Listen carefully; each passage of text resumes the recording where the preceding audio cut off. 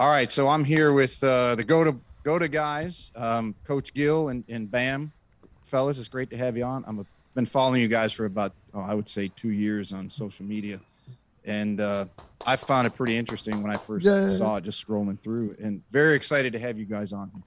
Well, man, we appreciate you helping us save the world's joint capsule connective tissue from afar.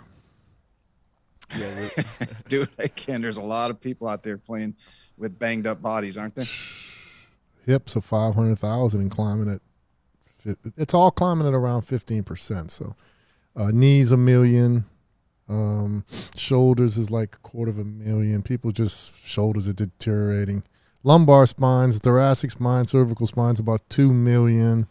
Unexplained Achilles ruptures, 250,000. Unexplained ACL shreds, 250,000.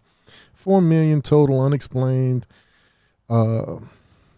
Unprepared. People don't want these surgeries. Growing at 15%. It's an exponential growth curve, so that means in 25 years it'll be 128 million. If we don't stop it in 30 years, it'll be 256. The population at that time I figured to be about 500 million. In essence is, if you remove the children from the equation, which is about 30% of the population, in 30 years, you'll be walking in to get a surgery and your wife will be coming out every year. It's dire. Yeah.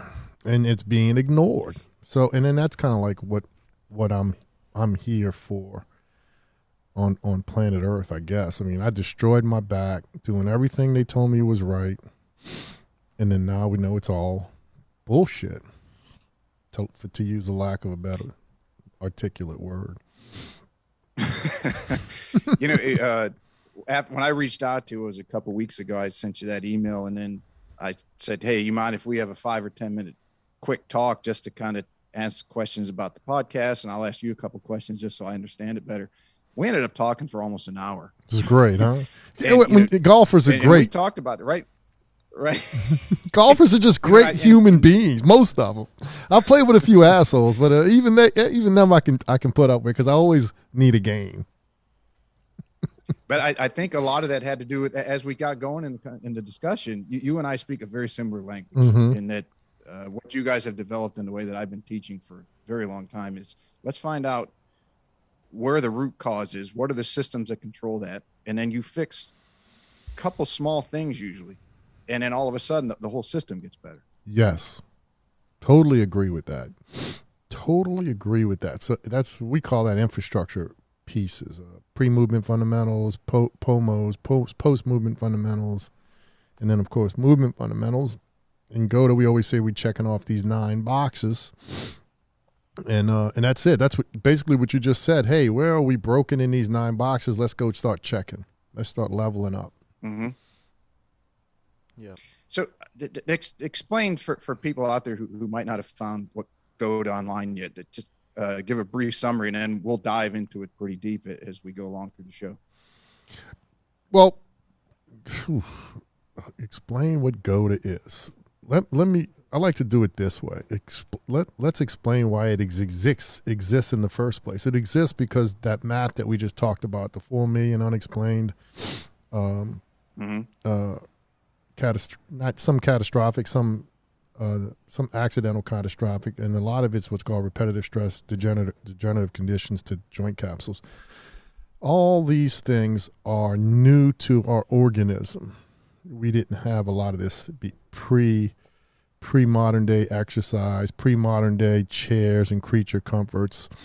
So, there's just why would a body that some say is 3 million years old, so we had to come from a super durability, anti-fragile place in order to make it this far. Why is it all of a sudden crashing down on us? Why is it all of a sudden imploding for no reason at all, when we are providing less aggressive stimulus to the human body for the first time in history? So in summary, as our ancestors, they walked out of the woods, as they say. They played in the environment all day long, and we are in these houses and man-made caves, and And we're not spending a lot of time outside anymore. And even people who garden these days are less and less and less. But yet we're falling apart. So GOATA stands for the greatest of all time actions. Those are the behaviors of the human being that keeps them anti-fragile and endurance durable for 100 years. There are patterns, and they're based on energy mathematics, what we call the Fibonacci numbers, which create the spiral phi ratio, or the golden ratio, the ancient geometry, and now what's called the vortex math, which explains the toroidal flow, which is the energy of the universe. They call the galactic realm, or the quantum realm, the atom. It's all using the same mathematics of energy. So what we did was we decoded why people never got hurt. And then we said, is there a pattern? And the pattern revealed itself as the golden ratio. And it's in our body. And then that golden ratio pattern exists in the womb when the human fractal baby is being born. What it does when it comes out of the womb. And there's a series called Babies on Netflix. And if you watch episode 2, you'll see this researcher pull a baby out of the womb. And what she did was she placed it on the mama's belly, and it barely did anything because it was removed from the womb's gravitational space, which is a lot like water, to the gravitational space of air in Earth. So it couldn't really move. So it was real flaccid. It would just sit and wiggle on the mama's belly. And then what she did was she puts this baby in the water. And what I always say is, let's talk about what it did not do in the water. It did not do Pilates. It did not do yoga. It did not do spine and shin angle training. It did not do personal fitness instruction. It did not do all the lifting derivatives, which is it was called Olympic lifting, power lifting. It did not do tripod foot exercises. It did not brace the core and spinal stabilization. What it did when she put that baby in that water, which is an environment similar to the womb, is it started to crawl. And the crawling derivative is a singularity. It's a perpetual motion system. So it crawls through space. It's given to us in the cellular memory from our ancestors. And that system is done inside these 9 boxes. Inside ankle bone high, straight feet, in the back chain environment, with a long decompressed spine, riding the energy waves of the universe, which is arcs and bows and corners. So it's a wave of energy. So if you honor the mathematics, no straight lines. Correct. There's no straight lines in it. So if you honor the mathematics, then you will feel like a 12-year-old kid again. And that's what we are doing with our narrative as Saving the World's Connective Tissue. We want to get people back to honoring their genetic material, and it's all done in the mathematics of nature or energy. That's GOATA. And when you, like the Fibonacci code, when we were talking before, you had mentioned that like you get rapid advancement of improvement. And we hit it off on that because a lot of students I get, like I'm the last resort they come to. They usually go to the named people, the people on all the lists. Not saying that those guys and girls aren't good. I'm just not on that list. But when I work with all the systems that are involved, it's like, okay, here's where you're off. And then they get exponentially better. And what you said that clicked with me was 1 + 1 = 3. 2, yeah, 1 + 1 equals 12, right? Yeah. Well, right? it's the Fibonacci, right? Correct. Yep, you're not doing 1 + 1 = 2, and then 2 and 1 is 3, and then 3 and 1 is 4, and then 4 and 1 is 5. Which Fibonacci is 1 and 1 is 2, 2 and 1 is 3, 3 and 2 is 5, 5 and 3 is 8. So those are the Fibonacci pairs. And then when you divide the Fibonacci pairs, you equal a mathematical system called 1:618. So you're improving at this 0.618. 1.618. So, and that's kind of like why we guarantee 6 to 26% improvement in our what's called performance measurables. So speeds, jumps, and velocities, because velocities is important in golf. So your golf swing needs to be faster. because we know that the WOTA code, which is the linear code, which is the physics and the mechanics, they treating us like crowbars and cranes. We know that code in the human body destroys the human body. It destroys the joint capsules. So when we see that WOTA code in super slow motion video, just like you would when you would break down one of your golfers, we know we can make you better because the slow motion video evidence is undeniable. And they scoring high on the WOTA spectrum, and when all we got to do is move them to the GOATA spectrum. It's the same thing you do, Pete. I mean, we created GOATA, and when I say we, I created the original mathematics and recognized the singularity, but man, I had to turn this thing over to smarter people, and we have an institute with 5 professors. One guy's a chemist. One guy's a strength and conditioning expert, my partner Gary. One guy played quarterback in the NFL, Ricky Stanzi, and then one guy was an occupational therapist and healer. So they just took everything and made it better. But, I don't even deviate from the singularity. I spend most of my time, if you notice, I'm sitting on the ground. I try to spend most of my time on the ground, and then I try to walk at least 20 miles a week because we backpack about 150 miles a year. I play golf 4 days a week. When the weather's nice, I try to do it with my XR remote control caddy at least 2 times a week. And I'm still doing 3 sprint triathlons a week. And 23 years ago, not a week, 3 sprint triathlons a year in the summer because I have 3 degenerative discs, so I can't really run in the winter, and I weigh 260 pounds. And I'm doing all this on a body that the orthopedic surgeon and neurosurgeon said that I would never be able to run again, that walking would be a problem, that my hobbies like golf and play was behind me, 27, 29-year-old kid, and I was being told that I needed to be on Social Security Medicaid and retire because I had degenerated 3 of my discs using the old cadaver science, fitness, lifting, and health mentality. So I'm a reflection or side effect or derivative of GOATA itself, and I walked away from the madness that is modern day training 23 years ago, and then that person's gone, the person that couldn't walk a mile, and all that's left is this old fat guy who can basically walk forever and play golf forever. Sprint 3 times a year. Yeah, I do 3 sprint triathlons a year. I don't actually sprint in the triathlon. I do what's called I participate. They say, "Hey, Coach Gil, you going to do that race over here?" I'm like, "Which race?" He says. I said, "Yeah, I want to go do that race, but I won't be racing. I'll be participating," is what I tell them. But I actually put on a wetsuit. I jump in the water. I swim 400 to 800 yards. I get on a bike. I bike 15 to 18 miles. I get off and I do a run-walk version, somewhere around 11 to 12-minute miles. I get to the finish line. I get me a trophy, and I drink a bunch of beer. And I do it pain-free. And I'm supposed to be on Social Security Medicaid. Yeah, because if you're not moving, you're dying, right?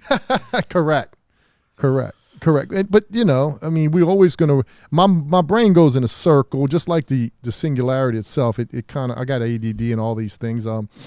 So I'm always going to try to get you back, Pete, to understand that you are GOATA coach.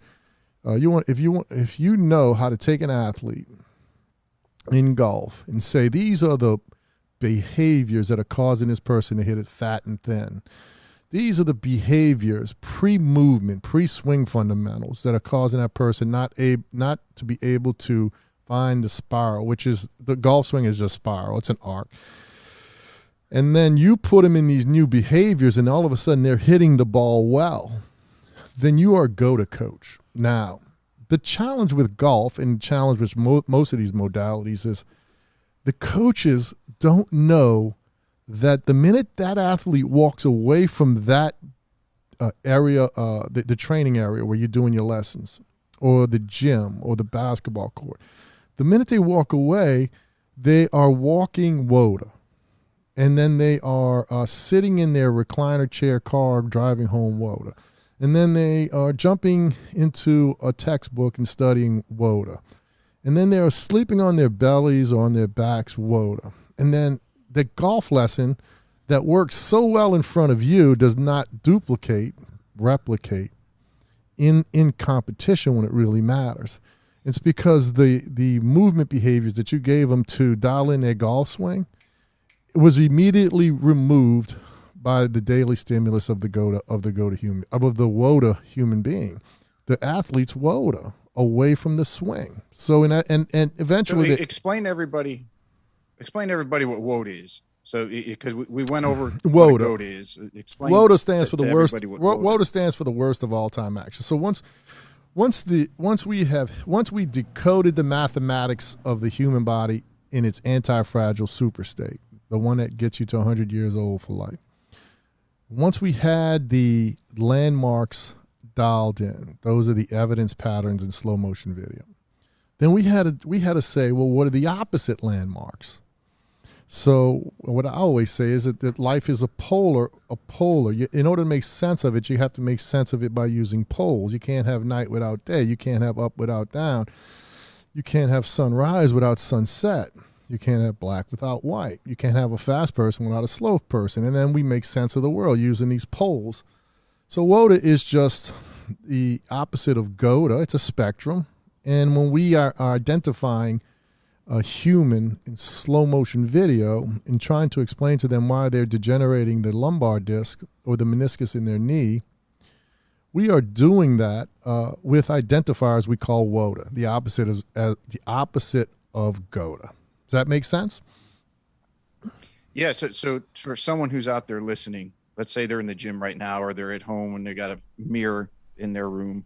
What would be some of the hallmarks of WOTAs and some of the hallmarks of GOATAs that someone can look at? The big ones, and you see in the book Powered by GOATA on Amazon Kindle Publishing. The big one that causes most of the pain, the degenerative pain, is what's called a front chain dominant behavior, front chain dominant body, where the pelvis is being pulled forward past the rib cage. That's the big one. That's what causes the huge epidemic of unexplained joint capsule destruction. Would that be like an old dude walking where his pelvis is really pushing forward? Yeah, pelvis is pushing, and then nowadays you see this because everybody's on the phone. So you see the pelvis forward, and then the big curve, and then you see people walking around like that. Correct. Kyphotic. Correct. Now, what we do in GOATA is, Einstein had said that anybody can make something simple complicated. The true genius is to make something complicated simple. So what we did in GOATA is we made it simple. We said, hey, man, we don't say words like kyphotic or thoracolumbar junction. Yeah, thoracolumbar junction. We just say it's overpressure. It's too much pressure. It's too much of a curve. You're violating the math. Too much curve. So even the curve in the spine itself is working these mathematical equations. So, where was I? What was we talking about? GOATA. You're talking about the hallmarks of WOTA. Oh, the second one is what's called a wide stance. So the human body needs to play inside these gyroscope column alignment system. That's like the vortex math part of it. You have to have in the golden ratio, it has something called a golden rectangle. And then the golden rectangle in the human body is shoulder gyroscopes need to be right above hip gyroscopes, and hip gyroscopes need to be right above ankle gyroscopes. That makes sense? Yeah, that's we talked about that. Well, and everybody's outside. Everybody's in a wide stance. So the ankle gyroscopes are outside of the hip gyroscopes. So the inside ankle bones crash low, and then that causes big problems. Those are the two big ones. Front chain dominant behavior and inside ankle bones too wide, causing inside ankle bones low. Mm-hmm. No doubt about it. And then the structure, everything above it's going to collapse in or be faulty in some way, shape, or form. Right, because that's the foundation, the feet. Mm-hmm. So, and what? So take us through. Somebody calls you up and says, "Hey, Coach Gil, I got knee issues. I got some back problems. My shoulder doesn't feel right. My neck hurts. I don't sleep well. I want to come in and get an assessment." How does a basic assessment or standard, if there is such a thing? How does that work with GOATA? Or they call one of your coaches? Take us through what that process would entail. Bam, you want to jump in on this one a little bit? Yeah, I'll just jump in. Do you want to GOATA boys? Yeah, I'll go. One of the I'm trying to get these 3 young guys to take over, Pete, a little bit and be more the face of the company. Yep. Right now I'm doing a lot of operations. But I was personally trying to master and get running. I could not really run. Every time I ran, there was something innately that was telling me something was wrong. Wasn't having too much pain, but I couldn't run for shit. Like my mile time was like 7:30, 7:40, and I was doing a lot of Olympic weightlifting and things like that. So when I reached out to Coach, he said, send me a video of your walk, your run, and doing these 2 things. And we hadn't met in person, and he recorded, showed me with some lines, a lot of the stuff that the golf community does as well, and exposed what was happening and the way that my body was moving and conducting energy that was not the way that it should have. And that it's a pretty simple assessment. It doesn't take much. You can do 5 to 6 walking steps, 7 or 8 running steps, but you get to see how an entire body conducts energy, just like a golf swing.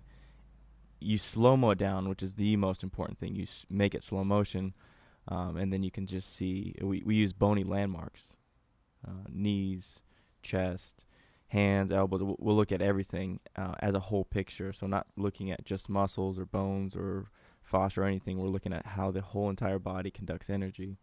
And then whatever the assessment shows, we take the lowest hanging fruit and go over Pete, that. let me bring it to golf. So you as a golf coach, by the way, I picked up the game at 17. My stepdad from Hutchinson, Kansas, showed me how to grip it. I gripped it with a strong grip.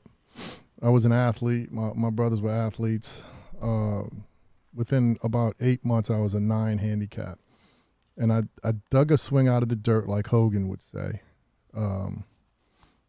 just with my athletic talent. Then when I got to 21, I ruined my back, and I started studying concepts like these concepts that fit in systems like David Ledbetter's system, and I ruined my swing.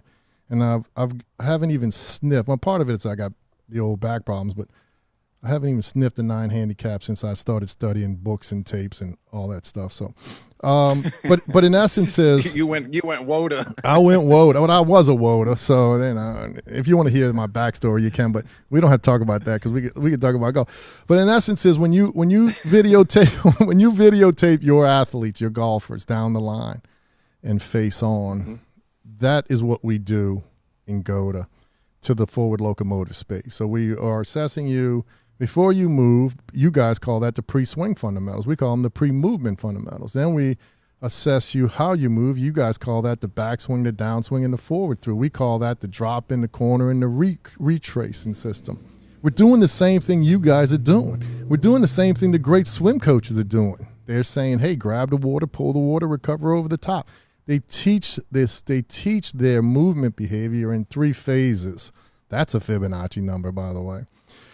But yeah, we just tell you to take your shoes off, wear a shirt where we can see your shoulders, make sure we see your kneecaps, because as Bam would say, we have to be able to see the bony landmarks of the human body, because it tells us what those mathematical gyroscopes in the body are doing. The ankle and foot complex, the hip ball and socket, and the shoulder ball and socket. So ball and socket shoulder, ball and socket hip, condyle system, and foot. So, but they're all gyroscopes. And then there's one at the neck. That's why we can do all this. And then there's one at the mid thoracic spine. That's why we can do all that. So there's a diamond of gyroscopes at the top, neck, mid thoracic, 2 shoulders, and then the bottoms is like a rectangle, 2 hips and 2 ankles. But we do the same thing you guys do when we're assessing. We are looking at down the line and a side view, and then we look at the locomotive behavior itself, which is the golf swing. Did that answer your question? Yeah, and so it's as you do that assessment, and you're noticing where the energy flow is disrupted. I have to imagine it's like you seeing an over the top golf swing, or shoulder tilt that's too flat. Because I had always told people always ask me, what's the difference between teaching let's say a 10 handicap or a scratch golfer or someone playing professionally. And I always say that the window that you're looking through for what their issue is becomes finitely smaller the better the player gets. I mean, and that's why with some of the, with tour pros, they've all got the TrackMan, Flight Scope, pressure plates. They've all got all that stuff. Correct. I just had done it for so long without that. I drive all my friends and girlfriend crazy. We'll be watching golf on TV and the guy will make a swing. I'm like, that's right, bunker. Sure enough, the announcer comes on. Well, he hit it in the right bunker. Like, how the hell do you know that? I say, well, you 30-some years of watching swings. Wow. Yeah, some of my contemporaries say, you can't do that. I say, hey, whenever you want to, I'll come out. You get the TrackMan, and I'll tell you where he hits it before that even pops up on your screen. We do this exact same thing. How's this person walking? Okay. And then we say, how bad is your knee hurt? How do you know my knee hurts? How bad does your hip hurt? Yeah, how do you know my knee hurt? Man, how tight are your hamstrings? How do you know my hamstrings are tight? And it's the same thing. Same thing, Pete. When you see something 10,000 times, it gives you the clues. You see the patterns of misbehavior. So you're absolutely correct. Now, the answer to your question, or my opinion to your statement, that is, the elite world-class golfer, the plus golfer, we call that working in the quantum realm or the microcosm. But it's the same mathematics. So when you see somebody, when I was a kid, I grew up in a tough neighborhood, so we'd call people goofy. Oh, that person's goofy. They'd be the last one picked on anytime you're doing pickup basketball or pickup baseball. What you're seeing is all this, what we call galactic realm misbehaviors. And you got to clean all that up first. And then as you go into this world-class athlete who's moving brilliantly, you're looking for the very small micro movement errors in order to get them from shooting 66 to 62. And a lot of that's done in the short game, That's why the game's so hard. But, yep, so it's the same mathematics, though. It's all it is spiral energy. You're just going deeper into the human body to find out where the misbehaviors or the spiral breaks are, or the schisms, as a friend of mine once said. The schisms, the breaks. Do you think that, or do you see where most of your people that come in to see or get involved in the GOATA system that they have just through life in the modern day society of sitting so much and texting and phoning so much that their bodies really got out of whack? Or is it, are you getting a fair number of people who have had injuries from, you pick it, a fall or a car accident or some type of accident where they're damaged a joint? Yeah. I'm going to let DeBam take a little bit, and I'll let him give you a perspective as a mid-20s kid, and then I'll give you a perspective as an older guy. Yeah, so my perspective after... Because he's got brothers and friends that he's been hanging out with, so he'll tell you about those guys. I think it's a trifecta, the top three. So the first one is just lifestyle and movement habits. We're put into chairs, especially in school, if you did normal education in school. So about halfway through second grade, that's when things start to break down just because of sitting and what happens to sitting, putting us in our front chain, wide stance, etc. And then the other thing that we have is our movement habits at home and at rest. So we're going to be laying down, sitting in some weird positions on recliners. And then the third thing that puts the cherry on top, which really starts to solidify bad movement behaviors within the body, is the different type of training that we do, especially if it's going to be weightlifting or something that's going to put you in the reverse gear. So it's kind of right now, as we're set up in our house, in our culture, our modern culture in the Western world, and then with our modern culture in the fitness industry, all three of those things are pushing us to be not only reverse movers, but to hold ourselves and to move ourselves in a way that isn't in accordance with the nature of the mathematical nature of our body. Yep. Yeah. So what we're seeing from the younger people is more tight muscles, performance issues, non-contact catastrophics. Now, the older people like us, what I'm seeing is that my friends will miss weekends. They'll say, "Oh, I'm having back problems." Well, 53-year-old guy, back problems, but they're not doing GOATA. I'm having knee problems. So they just start missing weekends. So they start missing the fun. So the older you get, it's more about a nuisance. And then the younger you get, it's more about you can't perform. Does that make sense? Yeah. So what do you like? Okay. So somebody comes in and says, hey, when I was 22, I was in a car wreck and I got whiplash. And now that I'm 35, I can't play golf with my buddies on the weekend in the summer. And I can't play pickup basketball once a week with my kids in the driveway. Is there how do you go about fixing somebody who's had an injury like that, like a joint injury or a break, versus somebody who's been affected simply by modern day lifestyle? Is it a different protocol? You fix everything around the new math. So anytime you had a replacement, new hip, new knee, maybe you got a fusion in the cervical spine. The math there is gone forever. It's the math in my lumbar spine. I'm degenerated at 3 levels: L5, S1, L5, L4, L4, L3. It's all gone. I'm not getting it back. It's not coming back. I can't do anything to get it back. I took the wrong road. I paid the ultimate price. But, well, look what I can do at 55. I mean, we just talked about it. I play golf 4 days a week. I do 3 sprint triathlons every summer. I backpack about 150 miles every year. I walk about 1,000. I perfected everything around the new math, which is the damaged area. So you just start to fix everything around. The beauty of super slow motion video and the beauty of the GOATA energy mathematics is it gives you a place to shoot for. It gives you a target and says, let's fix this first. Let's fix this second.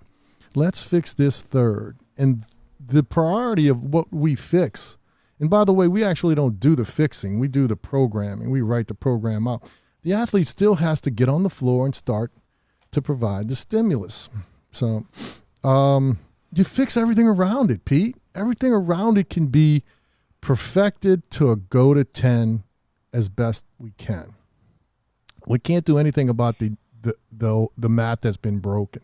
And a lot of times that one little piece like my back is only going to prevent you from doing certain things. I mean, I just can't run fast, and I can't jump off stuff because I got no cushioning at 3 levels. But I can do a whole lot of cool stuff with a wrecked back. Fix everything around it. That's the answer. So when you fix everything around it, be it from a broken body and or just let's say deformed, for lack of a better term, through modern living, is that is that the recoding yes, that you guys talk about? Absolutely, recode. So recode is making a bad swing, a golf swing. It's as simple as that. Making bad feet, good feet. Making bad ankles, good ankles. Making a bad landing to Mother Earth, a good landing to Mother Earth. Making a bad leaving of Mother Earth to a good leaving. It's back to the polarity. That's the beauty of slow motion video. It just gives us 20/20 clear vision on what needs to be done, where the naked eye is just not very well at it. If you go to court and you talk to a judge and you say, what's the worst form of evidence? They'll say the naked eye, because the naked eye can be fooled. A lot of times people don't have 20/20 vision, or it's a cloudy day, and they call it eyewitness testimony. And they love slow motion video 6K evidence. They'll put you in jail for life if you got 6K slow motion video in it. But man, if somebody with bad eyes on a dark night says that was you, they'll just the defense attorney will just ask you enough questions to make you doubt that, and then next thing you know, you got to shred it like a woda knee. Yeah, same thing. Shred it like a woda knee. Correct.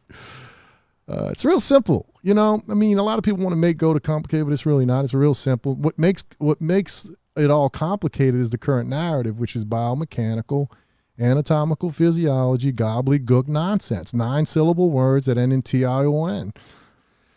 People say triple extension and flexion, and in golf they say early extension. It's all a bunch of nonsense. It's all a bunch of big cadaver science word. Back in the olden day, they would just say, Jack Grout would say, you're standing up on your shot. Now they call it triple extension. Hey man, you're standing. Wait, it's triple extension. No, it's standing up. You're just standing up and you shot. Right, and that's pretty interesting because Mike Adams and his biodynamics with Terry Rolls and E.A. Tischler, and I'm I don't know the rest of their. I know group, EA. I've studied EA's They do some work. really good work. Yeah. Right. So if there are people who are predisposed, as we talk about the body and how it works, that need to have that they're going to be steeper because of their ratios of their body. Absolutely. Just naturally. So they're going to have to early extend. I mean, that's how they swing. But and you didn't you say you do club fitting? Yes. Yeah. So club fitting helps with all that. So I'm part of what the doctor said happened to me. Other than I was a WOTA is I was born with a long torso. So I play with clubs 1 inch longer than standard. So a lot of that can be mitigated with good club fitting. But I can tell you, we have a certified GOATA coach, and his dad is a top 100 instructor. His name is Hunter Garthright. His dad's Brian Garthright. Yeah, I had him on 2 weeks ago. Yeah, but poor Hunter's got two degenerative discs, and he's got one of these. And I'm not going to say the name because everybody's got a right to make money, but he's got one of these certifications. He's like a level 3 in this certification. And I said, you got level 3 certified in this method, this golf biomechanical method. Yeah. And you got 2 degenerative discs since you started. How can that be?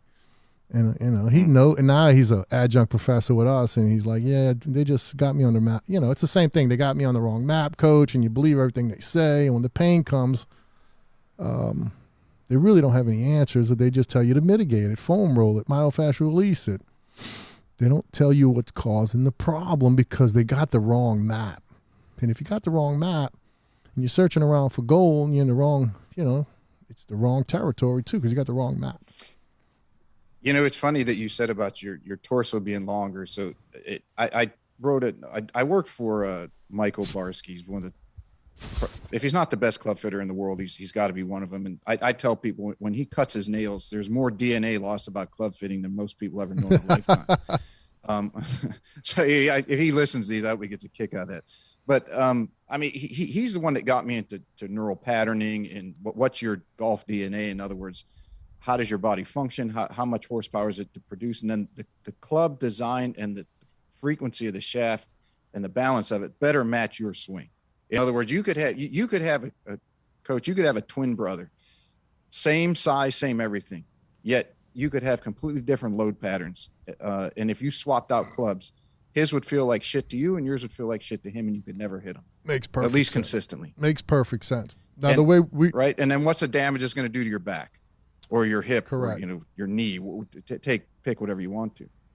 Now, what we would do is we would assess those people away from the golf swing and see if they were twins, if they were still moving the same way, if their foot landed. But I'll give you an example because I'm similar. My torso's longer for my height than my legs are. But most people say, well, you're 6'5" or 6'4", whatever I am now. You've got long legs. Yet my brother's about 6'1", but his putter comes out longer and more upright for him because his legs encompass a greater proportion of his overall height than mine do, even though my legs are longer. Makes perfect sense to me. And everyone's like, well, why would your brother have a longer putter than you and you're taller by 4 inches? Because you don't understand ratios. It's not just, you don't fit by height and gender.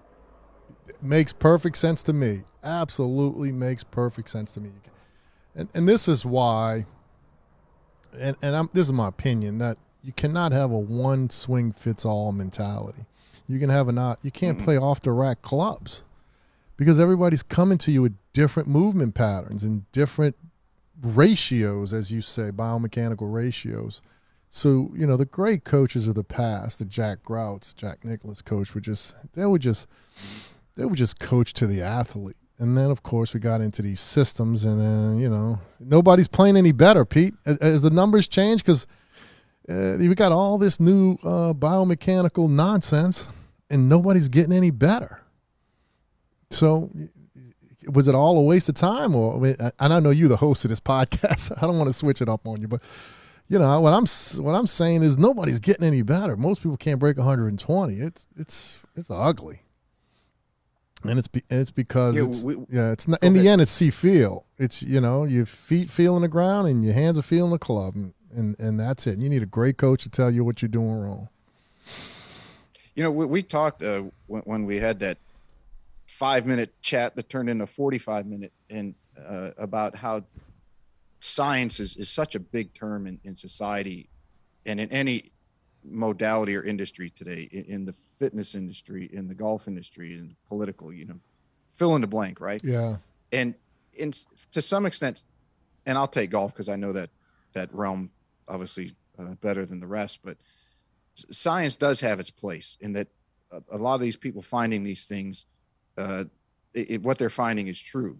But what I think that everybody is starting to understand, with now that we've had these ways of measuring things for so long, with the force plates and the track bands and everything else, is that science might work for a certain individual at a certain point in time, but it's not going to work for everybody at every single time. No doubt about it. And I think that the masses are generating towards, well, so-and-so said this, and this is physics, or this is biomechanics, so it must be true for me. Yeah. The best when players, it could be the worst thing that they could possibly do. The best players are the kids that grow up playing because they got the feels. You can say all you want about science, and we use the mathematics of nature, so we do use science. But from a golf perspective, the chances of you being world class and not growing up in the game is really slim. I mean, you listen to Tiger. What does he say? He's like, man, I got to get these feels back. It's back to the ancient language, which is see feel.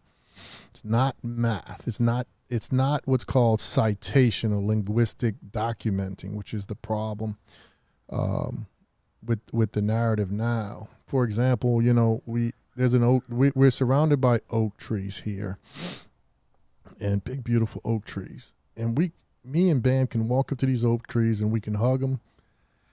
We can feel the bark. We can pull some of the leaves off. We can sit on them for hours. But my biomechanical buddy would say that tree does not exist until somebody writes it in a book. If it's not cited somewhere, it does not exist. It's not science. I know you're laughing, Pete, but it's true. This is what we're up against now. Scientism. That tree does not exist, sir, until you can find it in a book. And I've been fighting a narrative for 10 years, and I've gotten these people who would reach out and say, well, where is the science? And I'm like, it's in the slow motion video, 6K res. And then they'll say, I know, but where's the book? And I'm like, it's in the film historical database on YouTube, National Geographic. And then they'll say, where's the paper? And at that point, Pete, I just don't know what to say. What have we done to our children when 27-year-old intelligent people, or let's just say educated because they're not intelligent, can't make a decision unless they go to a fucking book? It's sad. It's like, man, how are you ever going to play golf without a book? The total loss of instincts. Total loss of instincts. That's what happened to me. That's what happened to me. It's interesting how you say that these people say they want it in science, and Dan Hellman's a trainer. He's trained a lot of tour pros. Well, he's a physical therapist and trains as well. And Dan's one of the 7 Eldoa certified guys in the world. They say, now hold on, Pete, because I need to be very clear about what you just said. He's one of the 7 what certified guys? Eldoa. Okay. Eldoa. Yes. I'm familiar with somatics. Yeah, I'm familiar with somatics. Okay, go ahead. Yes. I can't say it's a French acronym, elongated decoaptations, basically putting the body in positions that it's yawning. That gives some big cats wake up. Gives some big cats wake up in the safari. Yeah, in the savannah, and they just feels good. By the way, definitely, right. It's definitely they're getting tremendous results with this. And a lot of people are saying, okay, well, where's the clinical data to back it up? And he's like, I don't need clinical data when I have MRIs that show, X amount of millimeters between someone's disc 6 months ago compared to now. That's the real world study. And this kid couldn't swing a golf. He could barely walk 6 months ago. And now he's swinging at 120 miles an hour. Yeah. Earlier. That's real. That's some real shit. That's some real shit. Earlier we were talking about, what was we talking about? But the point is this. Oh, we're talking about the size of my book versus the 1,000-page Bibles that are out there, biomechanical Bibles. That when the cellular memory comes 3 million years of instinct, the body's telling you what's good and what's bad. If you do somatics and you feel better, Eldoa, nobody has the right to say that's not science. And if you try to write a book about that instinctual knowing, kinesthetic intelligence that's telling you you're on the right track, that book would be 100,000 million pages. So it's very difficult to actually even cite it. It's coming from the ancient memory. It's coming from, as Darwin would say, an evolutionary downline perspective. It's very difficult to quantify, for sure. And that's why we don't do it. The other thing on these people, these people who say, well, where's the studies and where's this? And often I'll ask them, do you really understand how these studies are done? Whether it's a pharmaceutical study, a biomechanical study, a swing study, club study. It's like, okay, they take a set amount of people and then they chop off the two poles and they call them the outliers, and then they'll take the median or the average. So you tell me how that's supposed to be a representative or a good representation of the mass of people. Wow. You know, it's a mass of tour pros. I like the way you think, Pete. I like the way you think. Who's in the, I started reading those about 13, 14 years ago when I was in P.D. Goskew's biomechanical postural assessment specialist school. And I would ask the silliest questions.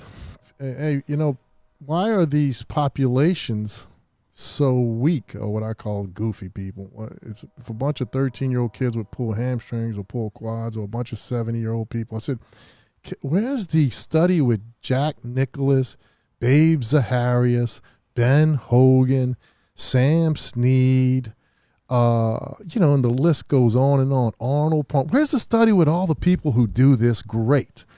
I want to read that study. Yeah, well, we don't do it that way.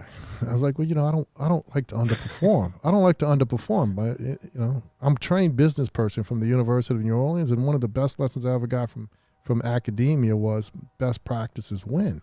And for some reason, they don't do that in these studies. They just say, hey, like you said, let's get the mean. Let's chop off the outliers. Let's chop off the greats, and let's chop off the severely goofy people, and then let's just use the people in the middle. Well, I'm just saying, man, let's just keep the greats and do the study. That's what we didn't go to. Yeah, I had one buddy that was on this medication for a while, and just by chance, he missed his prescription refill day. And whatever state he was in, they had some goofy laws on your refill. If you missed the third time, then you got to go through the whole process of doing it again. And there was this big delay, all this bullshit, right? So he didn't have his medication, his heart medication, for like 2 months until he went through all the rigmarole to get it back again. Well, after about 3 weeks, he started feeling better. And then 6 weeks, he started feeling a lot better. In 8 weeks, he's like, I don't want to take that shit again. And he went to his doctor and he told him this. And the doctor said, he said, how can this be? And the doctor said, well, they do these studies and they found that 3% of the population, it really doesn't apply to. Wow. He said, let me get this straight. He said, that equates to about 9 million people. Correct. So 9 million people, you're basically shoving this shit down their throat. It ain't doing anything for them. And who knows what havoc it's wreaking on the rest of their body. But because the study says that it helps 97%, you're going to give it to everybody. Yep. Welcome to our world. It's a travesty. Yeah, and then, you got big. And it's like nobody's held accountable anymore. Big fun, right? But you know why they're not held accountable? Because they got the science that says they can do it. Right. Well, it makes avenues or niches, if you want to call it, for people like you and myself, and that know more systems and how they interact and how they work together. Yeah, generalists. We're generalists. That's what David Epstein. We read a book called Range. It's a great book. Yeah, David Epstein. We talked about that Range and the Sports Gene. Yeah, awesome books. I used to think I was crazy, and then we got a professor named Ricky Stanza. He's really smart. He's the face of the company. We try to put him out there when it's a national company calls because he's young and he's good looking and he played in the NFL and he's very articulate. But he says exactly what you just said, which is we have lost our way, and the people like us who think we're crazy, we're not. It's they're crazy. Mm-mm. And when he met me, he was like, Coach, I used to think I was. Can I curse on your show? You can say whatever you want. I used to think I was fucking crazy. I'm an NFL athlete and I'm fucking breaking down. I'm not supposed to be the best in the world. And I'm like, Ricky, you're not fucking crazy, bro. You just wrecked. You did everything wrong. And we're lucky to have him. He's a great guy. And he's brilliant. And you know what I learned? I learned that a number of years ago, and I for a long time I would have these jobs, and I just, for whatever reason, didn't blend. The management style, as I look back, the management style is absolutely horrendous. Yeah. And that's just not me having negativity towards someone who maybe fired me, but it was a bad environment, bad situation. It worked out better for me, and they're still struggling. So figure that one out. David would call that transfer of skills creates more potential, because every time you got fired, you brought new skills to your next endeavor. Mm-hmm. Yes, but it was I got to the point where I kind of related to, remember that old kid's story, Gulliver's Travels? Remind me.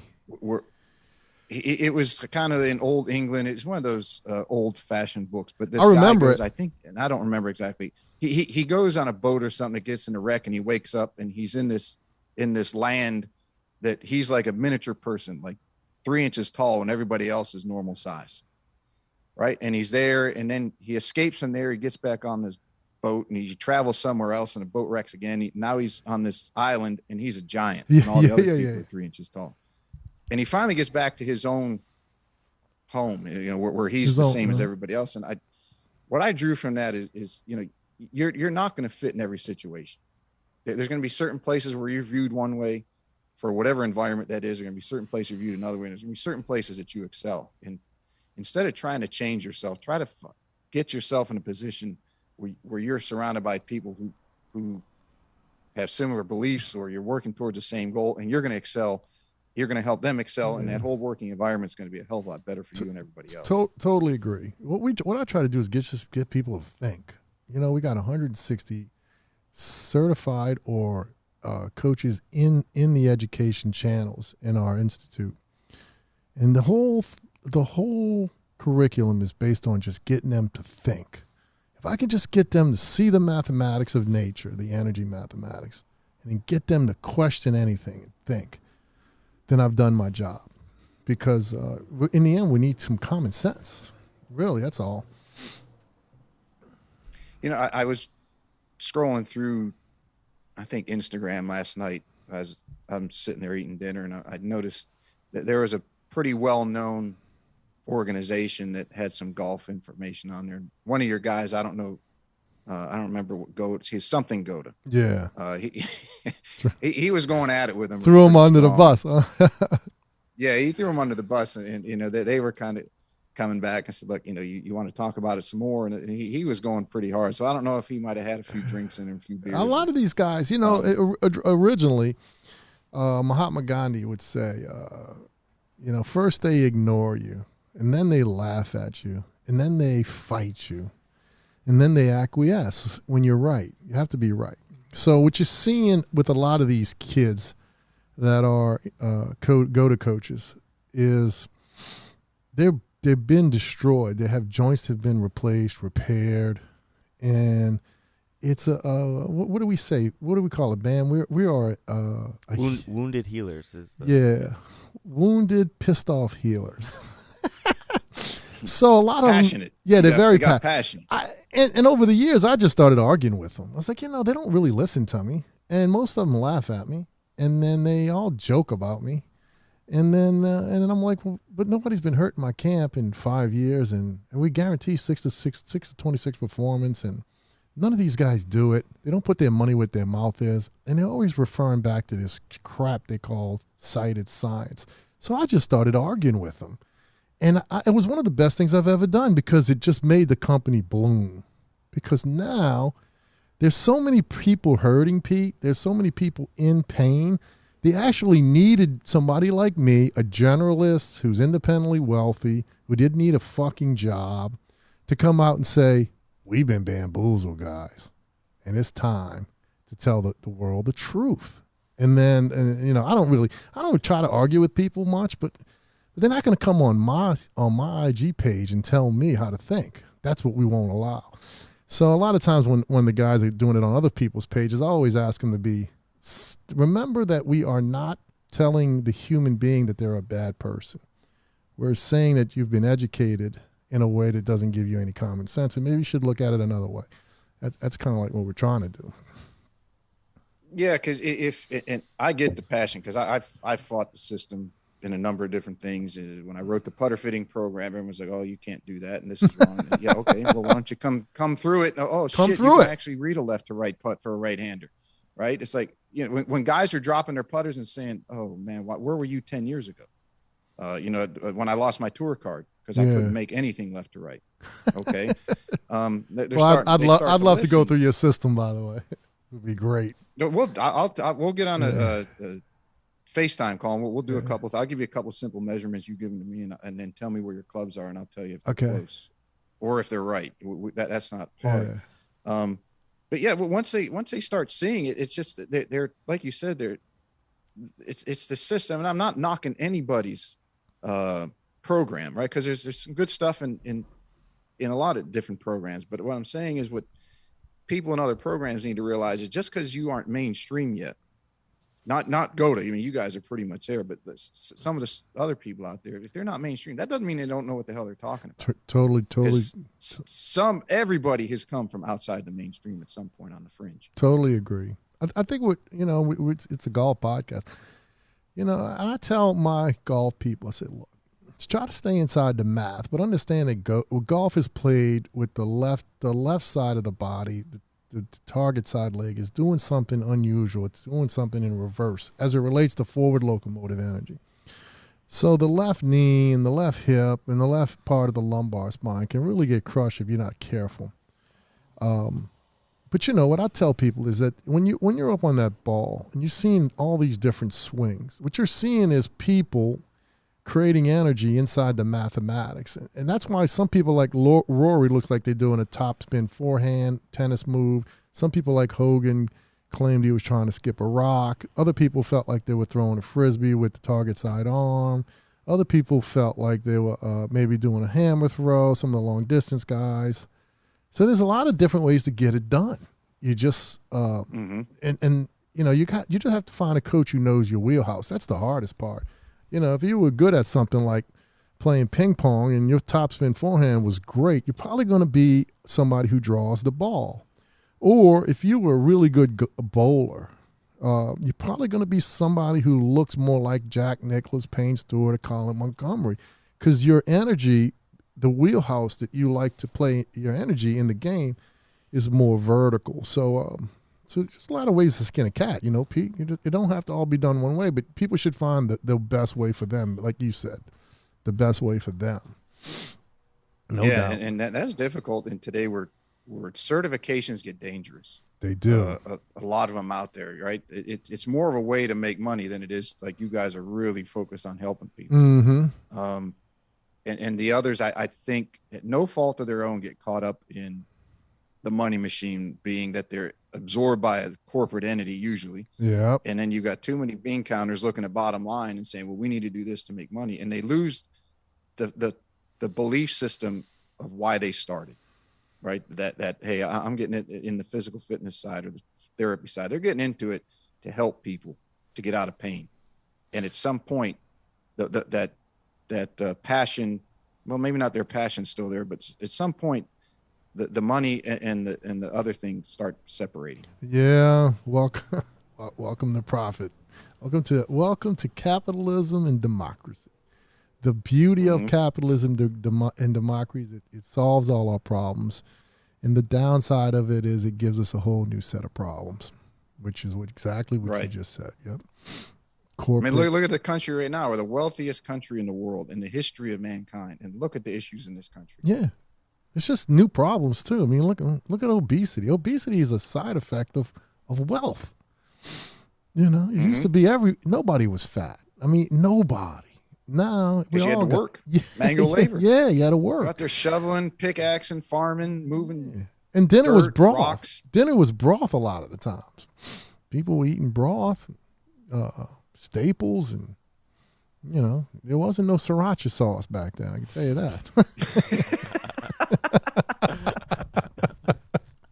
This is great. Look, let's talk about the good part, though, Pete.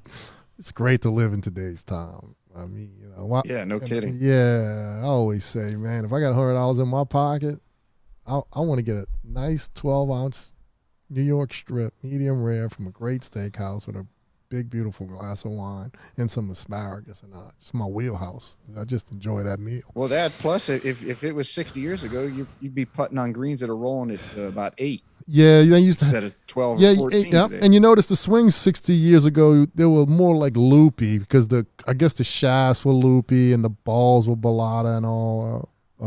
You see that. Well, yeah, they were all steel too. Yep. You didn't have anybody swinging at it as hard as their body could act beyond what their body could handle. I grew up on wooden clubs. They used to call it a 3-wood, 3-wood, because it was made out of wood. I didn't switch over to steel. I didn't switch over to steel until 95 or 6. Yeah. Could you imagine playing old Joe Powell playing wooden clubs and balata balls? You hit a ball thin, man, have a big old smiley face on it. You have to throw it away and go get another one. What do you think of the what DeChambeau's doing and a lot of the guys on tour now that are trying to step up their workout routine and swing harder and faster? Let's look at it from two sides. First of all, the one side, which is playing the game, they've figured out down through the years that the young Jack Nicklaus was swinging it so hard. If he lived today, he'd be carrying it to 330, 340. Tiger Woods, when he came up, his swing was violent. They just figured out that the kids, John Daly, would smoke cigarettes all day, drink beer into the night, and still win 2 majors. They figured out that if you hit it down there long and you could find it, and you could just chip it onto the green or pitch it onto the green, that those mathematical probabilities were more advantageous than being a pure ball striker. So they figured that out. So they know that the long guy has the advantage. Now, on the other side, DeChambeau, my belief is he's in huge trouble. He's walking the fairways crooked now. He ruined his right hip and his right knee. His ankle is not processing the downswing information the way the greatest athletes who've ever lived played. I just see him going into a bad slump soon. And for most people, the deterioration starts around 28. So he's right there at the prefaces of WOTA imploding. So I have no confidence in DeChambeau. But so the way he's training and all that is bad. But the way he's approaching the game, I don't have a problem with, because, we created this mess with balls that fly 200 yards further and metal clubs and the technology is just so much better now. We created the mess. I don't want to jump off tangent too much, but as you say, the balls fly further. A lot of amateur people that I teach, and because the general consensus is the longer that you can make an amateur hit it, the better they're going to be. And as a whole, that's true. But a lot of these amateurs will come to me, and they're mostly retired guys, and they'll say, "Hey, I just got this ball. It goes 10 yards longer." And I finally told the one guy, I said, "Well, let me ask you this question. When you hit the ball towards the woods or the water, which you do a lot, are you yelling for it to get down or go 10 yards longer?" He kind of looked at me and said, "Oh, shit." When I was a kid, I just had to give him a hard time. When I was a kid, we had this joke, man, how far you hit the driver? 300. How far you hit the putter? 300. It's a game. It's a game, Pete. You're a great player, so you know more about the game than I would ever will in my lifetime. But it's still just a game, and there's an intelligence, a common sense intelligence side of it too. But you're right. If it's going out of bounds, you really want to be 10 yards shorter to stay in. That's a 2-stroke penalty. That's the most egregious, brutal shot in golf in Oscar Brown. Because it'll wreck your car. That was the other one. A guy said, "Hey, I got these new clubs. They make my misses go 10 yards longer." I said the same thing to him. When you miss it, you yelling at it to go or get down? That's brilliant. I had sent you some things, and I want to talk about the products you guys have too. Yeah. I wanted to ask you that like you said about DeChambeau, that trail ankle, that right ankle of his, how is that working for him incorrectly, and how should that ankle work? Because that's the beauty of starting off the podcast with some of the fundamentals of GOATA, which is aligning the gyroscopes in a column, a collinear column. The condyle joint at the ankle It sits on top of those beautiful 3 arches with those, 26 bones, 33 joints or something like that. It acts as a gyroscope. So in the great golfers, it continues to act as a gyroscope. If you look at Charlie Woods' swing, it's perfect at the ankle level. Mm-hmm. If you look at Dustin Johnson's swing, DJ's move, it's perfect at the trail ankle level. It does not collapse and look like a hinge during the downswing. And then that's what you're seeing in DeChambeau. So that inside ankle bone stays high. Correct. It climbs high. Just look at JT. JT does it flawlessly too. So it flies high and it spirals in the energy mathematics of the universe. It doesn't turn into a cadaver science hinge. A crowbar, you're trying to crowbar, it's a hinge. So I hope that makes sense. So as you see those ankle bones starting to drop, Tiger's doing it too. Back problems, ball flight issues. Tony Finau, we talked Tony about Tony Finau. Finau. Tony, this kid should win 12 majors and genetically freak, brilliant mind. Ton of talent, that guy. Everybody wants to be Tony Finau, except with DJ's feet. He'd be great. So he's just going to struggle. I mean, his potential is what? I would say Pete Finau would be a 520 guy. 5 majors, 20 wins. Easy before he's 45. Yeah, and then he might win 1 major. He might get to 10 wins if he's lucky and the pain doesn't come. Because once the pain comes, and then you see these guys drop out of sight. But he needs to clean up his feet and ankles. Do you see a lot of golfers that the pain radiates up the ankle to the knee into either the right hip or trail hip or the lumbar area? I don't personally see a lot of golfers. I'm 55 years old. I got to see the bloodbath of Tiger's 3 knee surgeries, 5 back surgeries.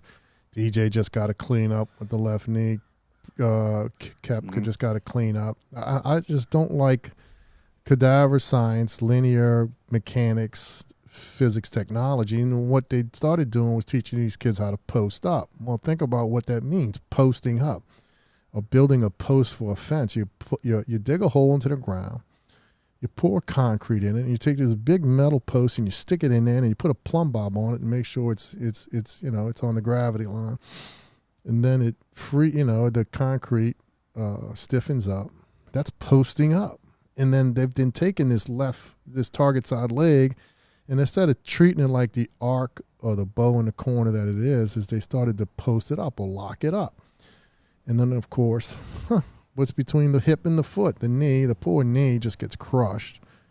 And then the hip gets crushed, and it's either the hip or the lumbar spine. And I think Tom Watson had a couple hip surgeries, but you want to play golf, you want to win. You want to hit it a mile. You want to walk 10 miles a day.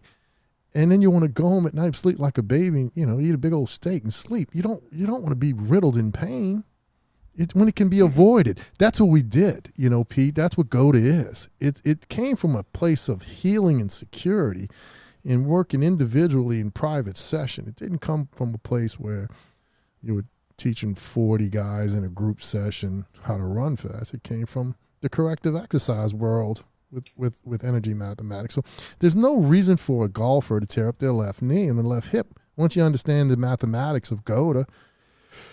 And I think Brian Garthright and his son Hunter, they're going to lead this thing for us. And then GOATA Golf, my brother Richie's going to lead it in our area. And then we got all these golfers like Josh Koch, the long distance guy who's trying to beat Berkshire every week. Him and some of these YouTube's influence like Christina Ricci has been over to our place, and they're all starting to adopt some of this stuff to get out of pain, and they're starting to see that it can make a super golfer too. So it's going to be good times for the golfer, I can tell you that, because anybody who wants to listen to how to never get hurt, be anti-fragile, be in a super state for life, they're going to find us. People are tired of hurting, Pete. They really are. So. Mm-hmm. They really are. You had mentioned the gyroscopes a couple of times. Can you kind of explain that? Sure. Well, we talked about demystifying technology, using simple words. So there's all these systems in the human body that when combined, the ball and socket of the hip and the femur head, the ball and socket of the humeral head, the way the vertebrae stack up in the middle of the cervical spine, the way the vertebrae stack up in the middle of the T-spine, they create a system that moves around in circles and at a million different angles. So to try to quantify that, would be a 10,000 page book minimum. So we just say it's a gyroscope. It acts like a gyroscope, moves in many different angles. And when it's creating energy, it's creating energy around this 1.618 golden ratio mathematical angle. And when you honor that, you don't get hurt, period. End of story, ever. And we can see it in slow motion video. So gyroscope just means that the technology can move in many different circles and arcs. I had people who didn't believe me in energy flow, like the energy flows.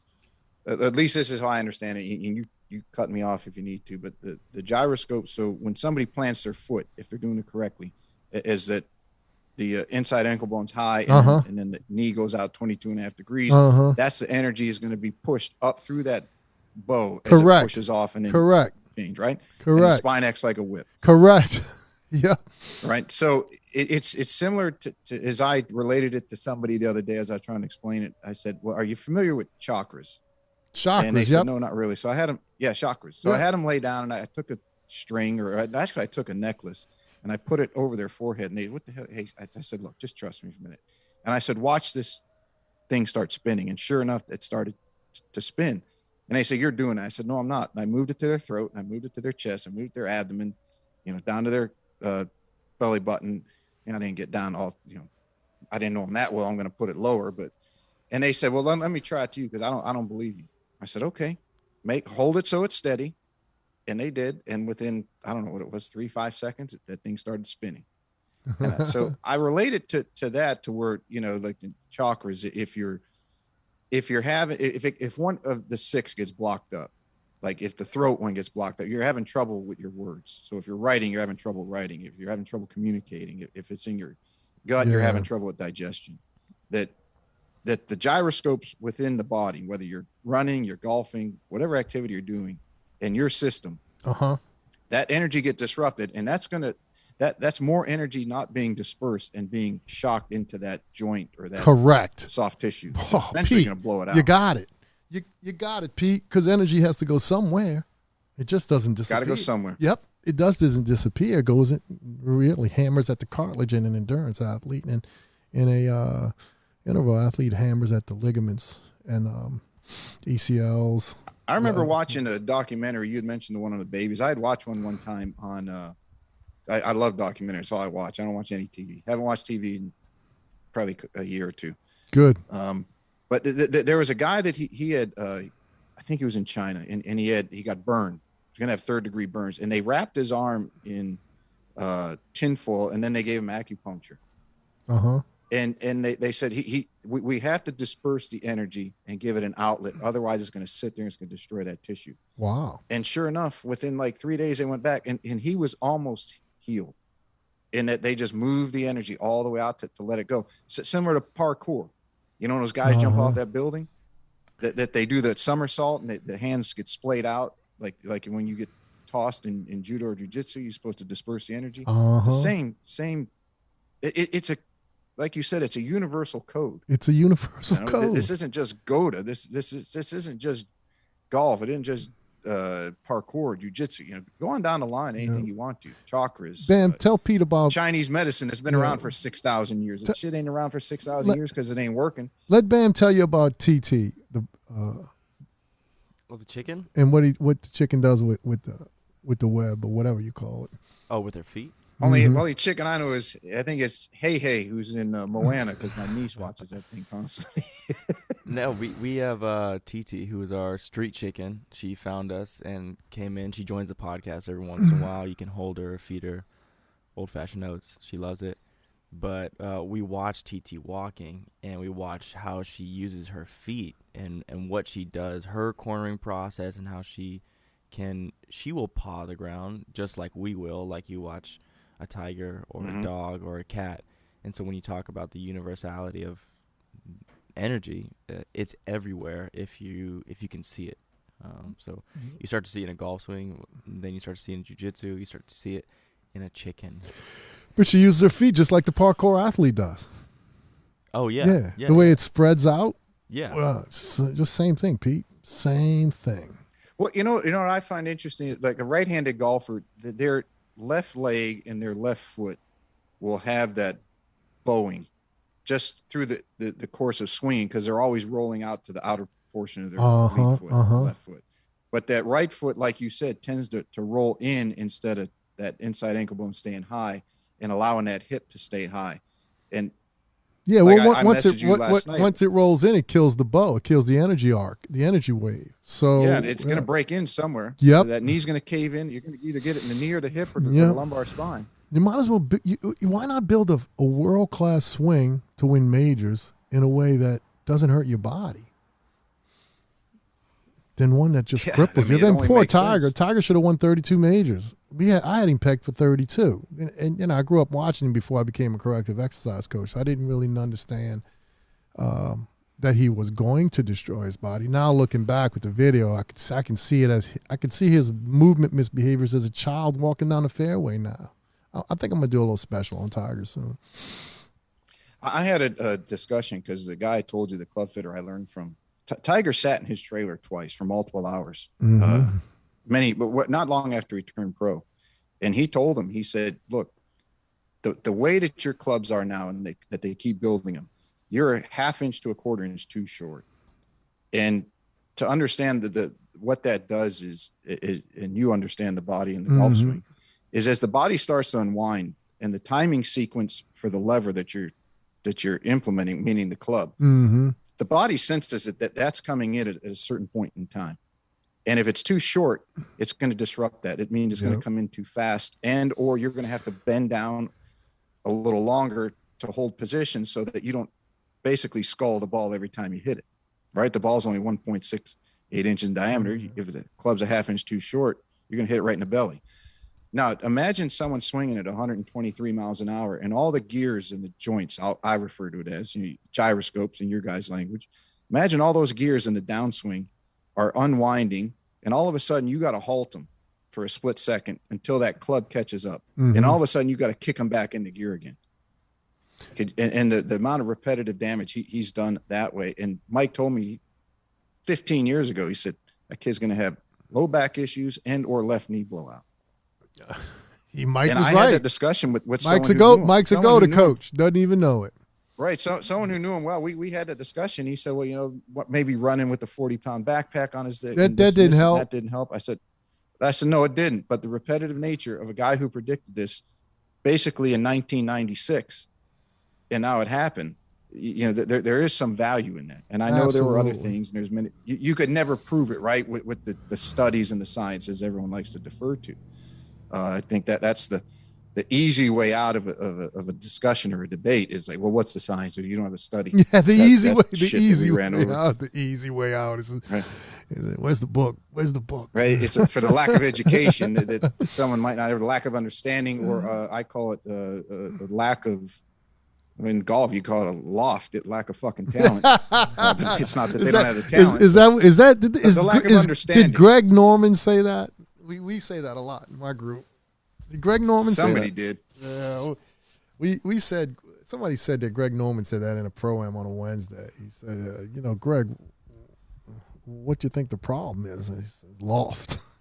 Lack of. It's the loft of my clubs. He said, no. Lack of fucking talent. Could you imagine telling somebody who paid $5,000 to play with you on Wednesday? You got no damn talent.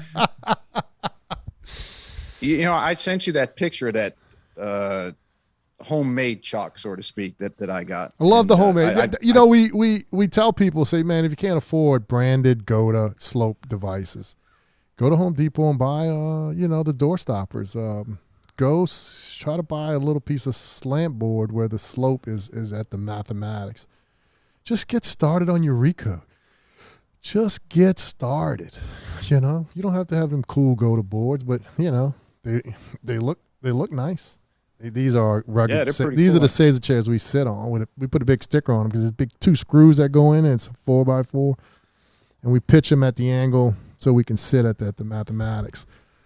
Do those go off different sizes for different people? We haven't started that yet, but I've asked the guys to change the size. Longer necks for beginners and shorter necks for advanced. We are growing with the market, so we're not trying to invest the market. As more and more people give us advice and feedback, not just at GOATA Shop, but at GOATAMovement.com and the DIY stuff. We just make it better, Hey, what do you want? We've got a number of people that say we need longer necks, so we got to start making longer necks. But no, right now they're just coming in one size, and it's a good size. Yep, go ahead.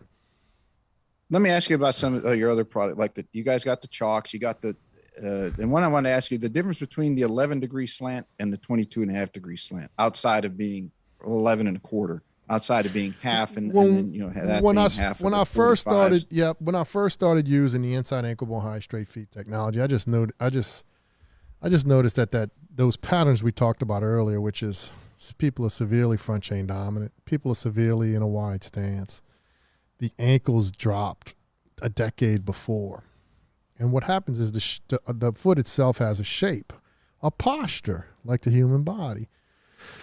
I got a 37-year-old son, and his navicular bone was on the ground 4 years ago, and he finally started to listen to me 4 years ago, and he's got an arch.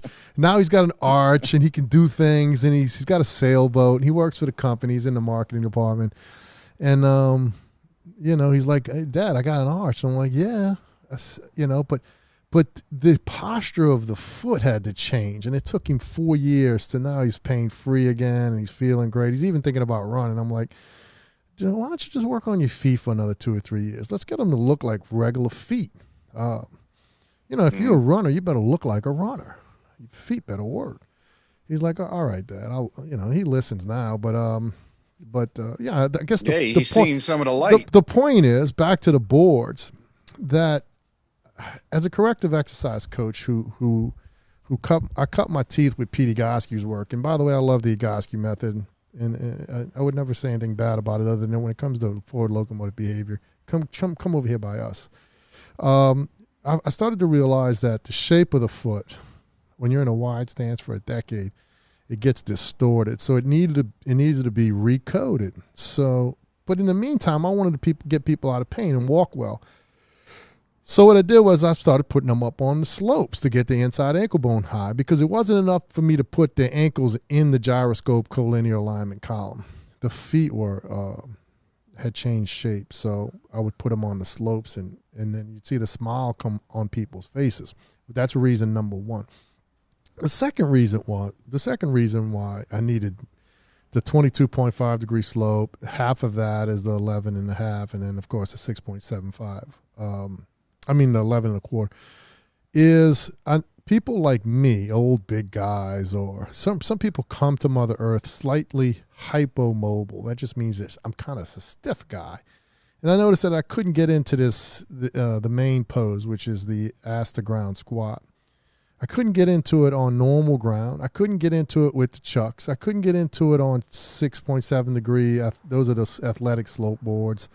I couldn't get into it on the 11s, 11.50s, and I just went to the 22, the 11.25. I went to the 22s, and I dropped right down into a squat. So I started to give that to all my stiffer athletes. I said, see, you still need the stimulus of the squat.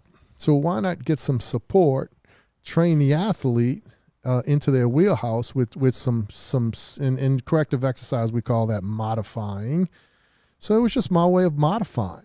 And then it turned into super performance training later on down the line. So the less slope you use, the more it becomes recoding, and the more it goes into what we call pressure wave training. Pressure wave training is training to be a badass, training to hit the golf ball 330 carry.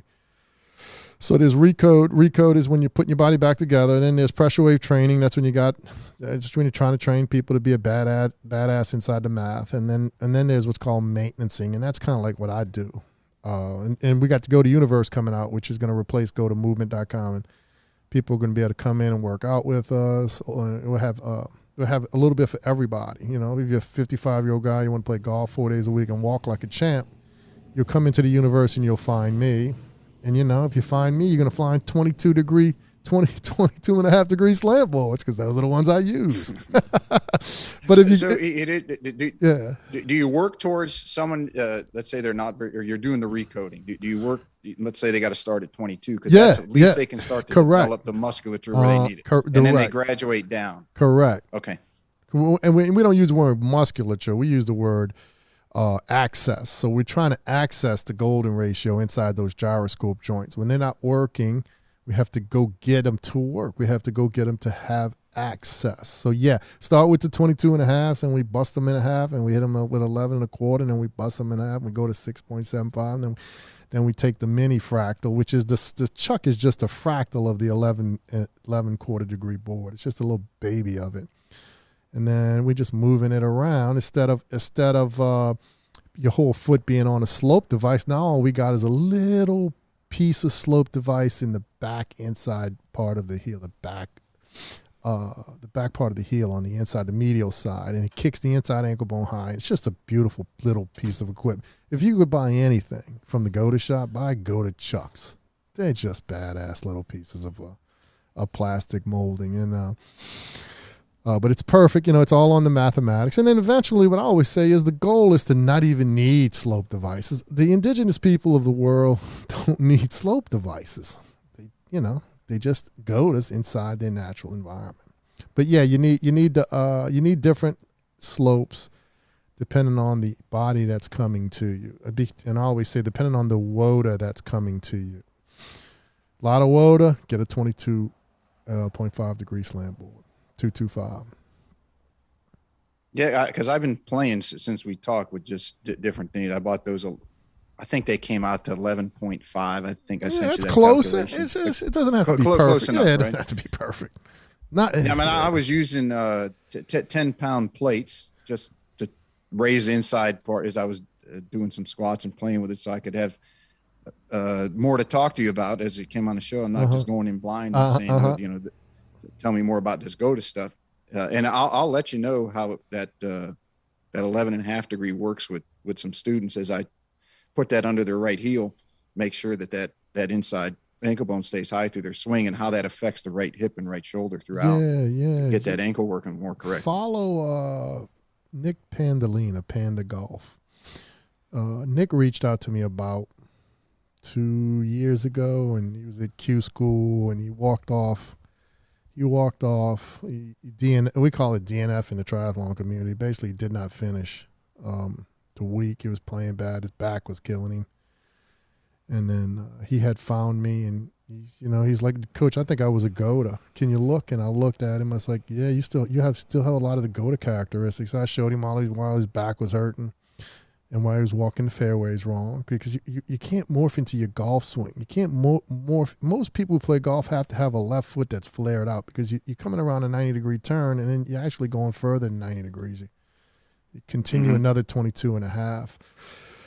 So you got to flare that left foot out, or you can really do some damage to the left knee and stuff. So, so I taught him how to walk right and how to run right. And then I said, look, just make sure you use the same spiral concepts in your golf swing. And he teaches golf like you. He's a real good golf teacher. Now he's going to take one more shot at the title. He can hit it 330 carry easy. He's like a 29-year-old guy, 6'4". He's a monster. But it's all there, It's all there. You just got to walk. You can't, if you're in pain, a lot of people think it's the golf swing. It's not the golf swing that's causing you a lot of pain. It's what it does to the way you walk and the way you sleep. And, the way you sit down and eat dinner is what's causing you a lot of pain, because you become so asymmetrical. They got a kid right now on tour. His name is Alex Noren. I can't even stand watching this kid. He's walking. It's like Phil. And, and I don't know how. Phil's one of those unusual guys where he's made it this far without a major surgery, but he's walking on a fairway with his left foot pointing 22.5 degrees out. It's like he's almost like he's walking in his pre-swing setup. There goes his knee. Give him about, how old is he? 26, 27. Yeah, he's got about another 2 years left, and he's going to fall right off the mat. Actually, he's in contention this week, I think. Alex Noren, Swedish guy, I think. Watch him. Terrible walker. Who else out there have you noticed that that has either the GOATA pattern or the WOTA pattern?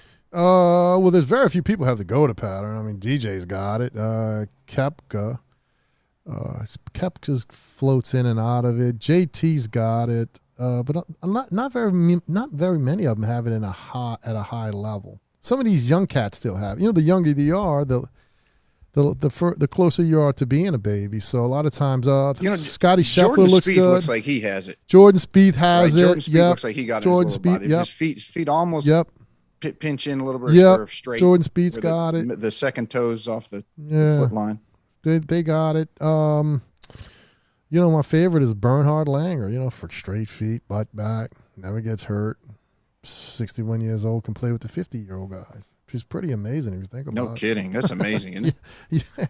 He's like an ever-ready. He's in contention at the Masters at 61 years old. He's GOATA, though. He's got to go to swing. He's got to go to walk. Gary Player's a GOATA. So it's all there. If you get off the reservation like Jack did and you start to sit down and become an architect, and then next thing you know, your posture goes to hell in a handbasket, as I always say. Then the back pain comes and you walk terrible. So, when the pain comes... Were you at the Agoscu place when he was working with Nicholas? Yeah, I came in right after it. I came in. He ended up having a little cleanup back surgery, but I came in right after that. I found Pete in 1999, and then I had my first back episode 12 years earlier. I was 21, so I found Pete when I was 33. So, do the math. 21, 33 years old, I'm 55, so 22 years ago. So back, Jack was on the back half of his career. He was on the Champions Tour. But, I got to see Jack's interviews, and, Jack gave him a lot of credit. Pete's big guys were Junior Seau, who had CTE, committed suicide, and John Lynch, who's the president of San Francisco 49ers. 49ers use John Egoscue method, so they're in the building. So the GOAT is going to be in all the buildings soon. It's just a matter of time. But Pete's work, he's brilliant, but it's load-bearing joint concept, so it's physics. It's not energy mathematics. So, and if it, and I always say if it was so great, people like GOATA wouldn't even exist. Because I had to keep looking for answers. Like, man, there's some missing pieces here. I'm going to go find the rest of these pieces. So, I had to continue my journey. But Pete's a good guy. He saved millions and millions of people from the horror show that is joint degradation. I love him to death. I'll love him to the day I die. 23 years later, Pete, I'm talking about you now. I have never had any neurosurgeon, orthopedic surgeon put a scalpel on my body. Ever. And I woke up this morning pain-free, and I felt great. So everything was directly related to what Pete did for me back in 1999 in December. He got me away from WOTA and towards GOATA. And I love those guys. You had mentioned the way that people sleep and or they sit. How should they do it, and what are they doing that's causing them the patterning to be screwed up? Sleep should be similar to the way we were in the womb, side fetal. The feet will come together, like the arches of the feet will hook together like a puzzle, and when you do that, that's what's called inside ankle bone high, in the double cornered state. And it's a little bit more complicated if you haven't been studying GOATA. So you're sleeping in this very protective area. Even cross over here, your inside wrist bones are high. And the spine is long and decompressed, but you should be inside fetal. Now, sitting, you should be on the ground, inside ankle bone high.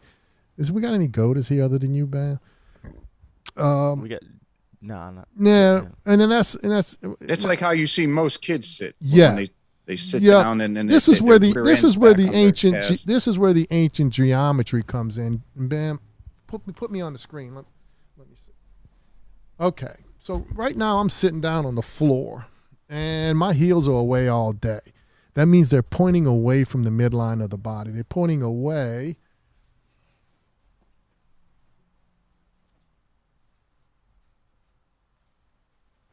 They're pointing away from the midline of the body. And when you're walking through space and when you're running through space, this heel should move away from the body on the same mathematical angle. The reason why nobody could figure it out is because it's a geometrical shape. And just because of the way my brain works, because I grew up as a Spanish speaker, and then I had to learn English, and I used to spell everything phonetically, and then I had to learn how to spell everything non-phonetically in the English language. My brain works in these circles. So I could see upside down, inside ankle bone high. I could see it. Nobody else in the world could. Does that make sense? I could see the relationship between how we sit in the mathematical angle of the heel moving away from the body and how we walk and run for 100 years pain-free. I could see it. So I started coaching to it. And because you guys, who I love so much, the golfers of the world, the golf teachers of the world, because y'all introduced me to the V1 golf program in the late 90s, I adopted slow motion video as a hobby. I did it because I loved it. And then when I learned corrective exercise in Pete's work, I just took the slow motion video like water, to a duck's back. I said, I'm going to take corrective exercise. I'm going to put slow motion video all over it. Because Pete worked with static, with Polaroid pictures and stuff back in the 90s. Mm-hmm. And eventually, living in the South and watching these singularities come up to the Gulf, those are called monster hurricanes with big defined eyes. Eventually, my slow motion video skill set and my back that's totally destroyed, and my degree in corrective exercise, and my love for professional sports and golf, and my watching these nasty singularities come up and ruin people's lives called hurricanes. Eventually, I could see what was going on in the human body. The nature of it was the same mathematics as what's going on in a tornado and a hurricane. I could see it, and the mathematics were identical. And I had enough guts to say, I'm coaching to this. And I had to do it first, and I cleaned myself all up and went from a WOTA to a BOTA. Then from a BOTA to a walk and GOATA. That's where I am now. And then I started to turn it on to a few of my triathlete buddies, in early 2011, 12, and 13. And then when my partner, Gary, GLS Training Facility, when he got a hold of this technology in 17, he has just made it world class, and he's brought it to the world. So he's, there's a lot of reasons why I'm here on this podcast with you, and I can't take all the credit myself, but I could see geometrical shapes, upside down, right side up, left and right. It's an unusual skill set. I don't even know how I got it. Some people say, when Beethoven was born, he was born a beautiful, writer of songs and a player of music, that he was born in him. Maybe I was born this way. I don't know, but it's an unusual skill set.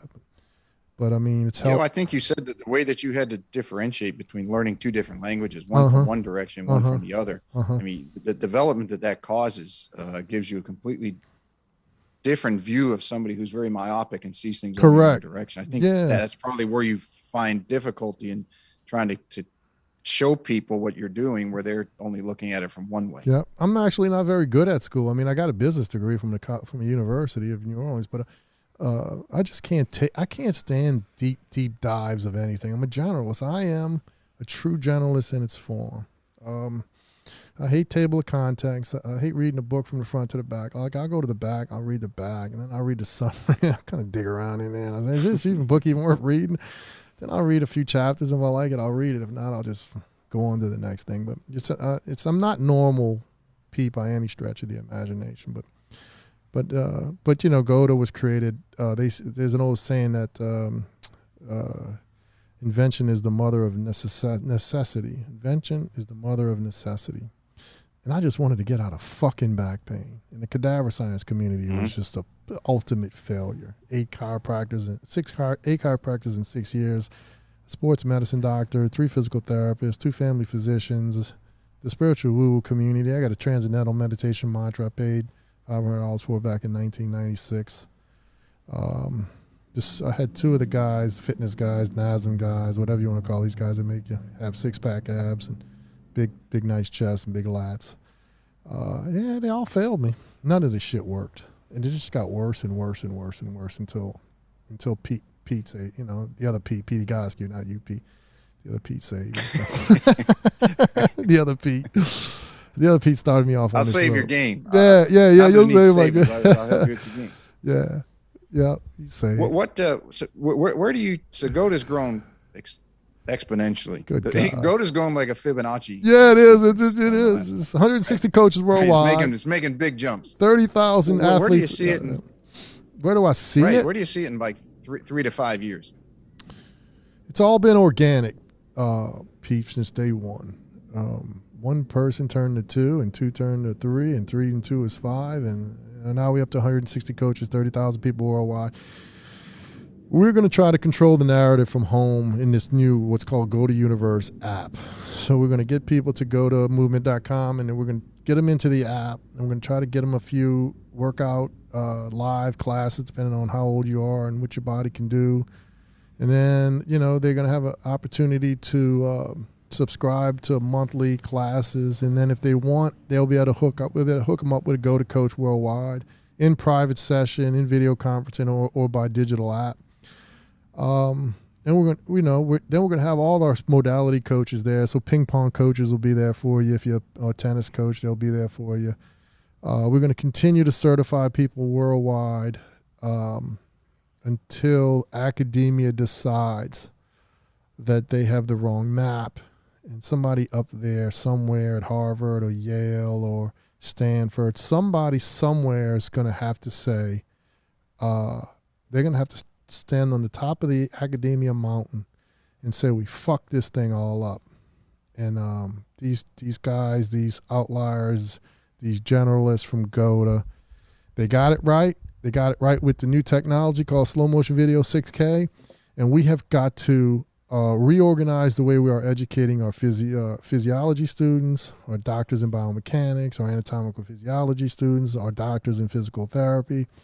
We have got to scrap this entire thing and make it where the average human being has their birthright, the anti-fragility birthright for life. We have got to show them how their body works in these concepts, these fractals we call the GOATA fundamentals, and that way we don't have to worry about our joints anymore. We can get on with the rest of our lives, which is, I like to play golf. I like to backpack. I like to do a few sprint triathlons. I like to walk the neighborhood. And I like to do it pain-free, Most people don't really want to work out, if you really talk to them. They want to go play something. People got to get back to playing. So that's where it's going. You had mentioned fractals. Can you just touch on that a little bit so people have a better understanding? Fractal's just a baby version of the big thing. So if a mama has a baby, it's a fractal. It's a mini version. And when you see the slope devices and you see the little Chuckies, it's just a mini version of the big Chuckies. When you see the bow, and it's part of the hurricane. It's a part of the bigger thing, or part of the microcosm too. It's just the same. So we coach to the same. The spiraling of the DNA. Correct. Basically. The spiraling of the double helix DNA is the 2 energy columns of the human body, the left one and the right one. We moving from one side to the other. It's all there. It's really clean and simple when you look at it from a GOATA perspective. But that's where we're going with the company. We just want to heal people first. Security, endurance, durability for a lifetime. If the pain in your knee is not normal, we can show you why.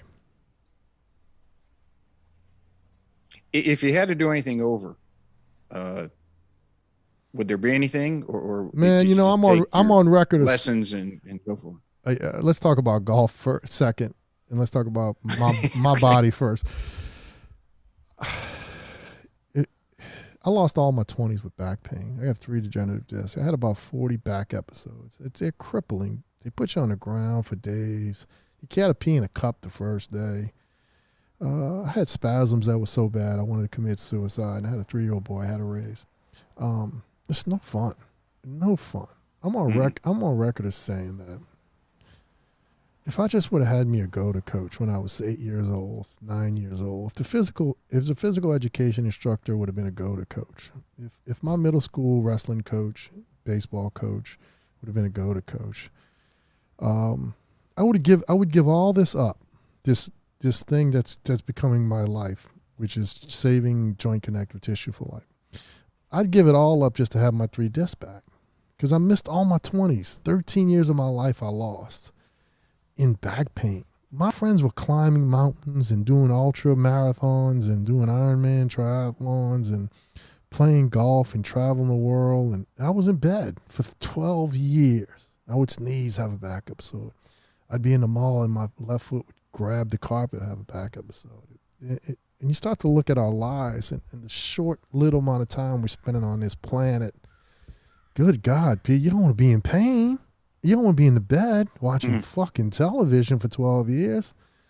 You know? Now, talk about golf.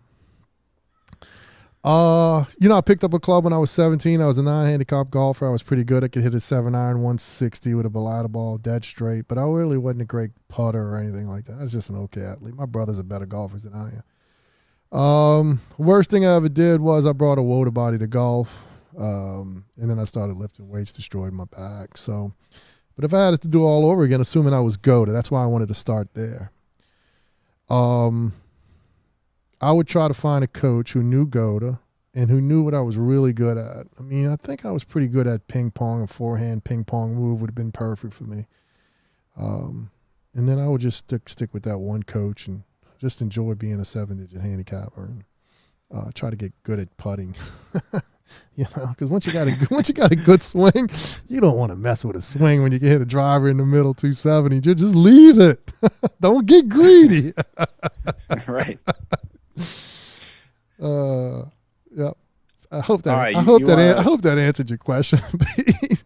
Yeah, hey, definitely. I mean, everybody. Some people say no. I take my mistakes and I learn from them. It got me to where I am today. And some people say, hey, if I could go back to this point in time, this is what I do different. And, sure. Well, everybody has their own right? journey. It's too short, man. This thing we call life. It's just so fleeting. So, I shouldn't have had to do it I shouldn't have had to lose 12 years of it. I'm not saying that I wasn't doing other things those 12 years, because I did get to build a few companies that gave me the ability to travel the world and find GOATA.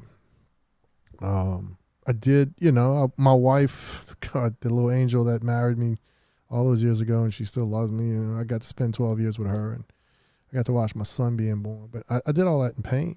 It wasn't worth it, Mm-hmm. It's not fun. Nope. Anyone that's had pain like nope. All right, I know you guys got stuff to do. Man, we don't have anything till 1:30, man. Back 9 rapid fire. 1:30. Yeah. Back 9 rapid fire. Go ahead. How's that work? So let's say that your game got really good, and we started working on your game, and I got you to PJ Tour, and you made the Ryder Cup. Ooh, yeah. You got the Ryder Cup walk-up song. You're the first one off on Friday morning. What's going to be your walk-up song? Blast the speakers, Motley Crue. Well, Tommy Lee. Yeah. See, wait, Tommy Lee and Motley Crue. Skydive naked on an aeroplane. Yeah. Skydive naked on an aeroplane. Kickstart my heart. No, kickstart my heart. Kickstart my heart. Kickstart my heart is the one I would pick. All right. If you could pick an emoji for a stamp on your sandwich, what would it be? The one I always put, the two little black feet. The two little black feet. To stamp on a sandwich? For GOATA. Wait, what was it? To stamp on what? Say that again. If you could put it on your sandwich, or let's say your 7-iron, whatever club you want to stamp it on, any emoji you wanted. Yeah, my two little feet. I love the two little feet that I put in the 225 comment sections of most people's posts. It just means 225. It's the energy mathematics. So. Or the little singularity tornado. I love that one. Mm-hmm. The feet, the double feet. All right. Let's see. Caddyshack or Tin Cup? Caddyshack by a fucking mile. I love Caddyshack. Tin Cup was good. And it was about the struggles of him and his ego, and then the fucking shank always gets us, right?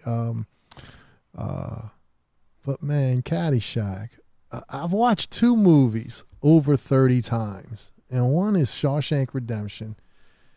And because when I'm watching Shawshank Redemption and I'm watching Andy Dufresne, It's Timothy's actor, Andy Dufresne, and he's breaking out of the prison, and he comes out, and it's on this rainy, stormy, thundery day, and he comes out, and he's looking, and in the background you see the prison, and I just see that as academia. You know, I came out of 12 years of shit, sludge, let down. And I broke out of it, and behind me was academia, and I left academia behind. But the other movie's Caddyshack. Even now I watch Caddyshack, and I'm finding new stuff that I missed the last 30 years. It's just great. The movie's great. I'm just the other day I was watching it again, and Chevy Chase had me on the ground with some of his stuff. And when we're playing golf, all the little audio bites we use are Caddyshack stuff. So love Caddyshack, man. I love the characters, and the Rodney Dangerfield character he just with the hat. Even at the very beginning, they never make another movie. It just started off great, man. He said, you know how many times somebody like me and you walked in a golf shop, give me 3 of those, 4 of those, 5 of those, 6 of those. Man, look at that hat. You get a bowl of soup with that hat. That looks good on you, though, bro. It's just, man, Shawshank Redemption is my top favorite movie of all time, and Caddyshack's got to be in my top 5. I just love Caddyshack. Loves Caddyshack. I love all the characters, man. Even Judge Smales. I love Judge Smales. Let's see here. Last book that you read. David Epstein's book, Range. What is the name? Range. How the generalists rule the world. Versus a specialist. Just specialists. And then when I decoded GOATA in 2011, and I was teaching what's called singularity traveling drills, that's how it originally started. About 2 years later, I got a call from a friend of mine. You wouldn't know her. Her name's Deb Prechuk. She's no longer in the business, but she was a professor at the Gagosky Institute. Really cool lady. Did Pilates, CrossFit, a bunch of stuff. She told me to read a book called, I think it was True to Form, foundation training. So this chiropractor developed a system. We call it back chain dominant, but and it was really good. And I read the book, and I started doing some of his stuff, and I was like, man, Eric, I really like your stuff. He had a little certification. I went and did that, and I thought it was great. And then came home and finished GOATA, which GOATA was based on energy mathematics. It was based on cadaver science. We still use some of his concepts, back chain dominant, but I read his book, and I was done. That was the last time I read a book. I had read about 200, 300, 400 musculoskeletal books in my life trying to figure out GOATA. And then when I had it, I always promised myself I would never read it again. I really didn't come to the space for the world. I came to the space to heal my own body. So the minute I had it, and I feel great, and all my friends feel great, and anybody who listens to me feel great, I'm fucking finished with reading biomechanical nonsense. I hate it. I think it's stupid. There's a book, Coach Ricky. Man, you really need to have Coach Ricky on your show. He loves golf. He's trying to learn how to be a good golfer. Like he's 6'6". He can hit it a mile, but he don't know where it's going. He says, man, you got to read Philip Beach's work. He's kind of like you, except he's he's a doctor in England. They call him osteopaths or something like that. He wrote a book, and he talks about indigenous people on the ground and how it tunes the body for walking and running. So he says, look at some of his pictures. I'm like, yeah, Rick, that's all what we do. It's inside ankle bone high sitting, inside ankle bone high reading. It's inside ankle bone high upside down. He says, yeah. He said he knew it. I was like, there's a lot of smart people out there, bro. But I said, but I'm not reading this fucking book. I'm done with it. I don't want to read another. Please, I'd rather go play golf. I mean, think about it. You got a chance to read a book. You got a chance to go play 18 holes. What you going to pick? I'm picking golf. I'm not reading no more books. I'm done with it. Now I read David Epstein's book, and if somebody like you who I respect, and we got a lot in common, if you said, read this book, and as long as it wasn't a musculoskeletal book, I'd read it. But I'm not reading any more books about the human body. I'm finished with it. 8 gyroscopes, move from the back chain, honor the energy waves, honor the 2 energy columns, Stay inside ankle bone high, heels away all day. Enjoy your fucking life, man. It's short. Have a good time. Mm-hmm. Have a good time. Have a good time. And reading those books. Any swing on tour that you could have, men's, women's, seniors, doesn't matter. Any tour that you want. Who swings? I liked Annika's when she was rolling. Shoot, man, Hogan was a little guy, but his swing was beautiful. I don't like any of Tiger's derivatives. I thought the one as a kid was kind of nice. It was kind of high. Oh, Jesus. Who do I really like?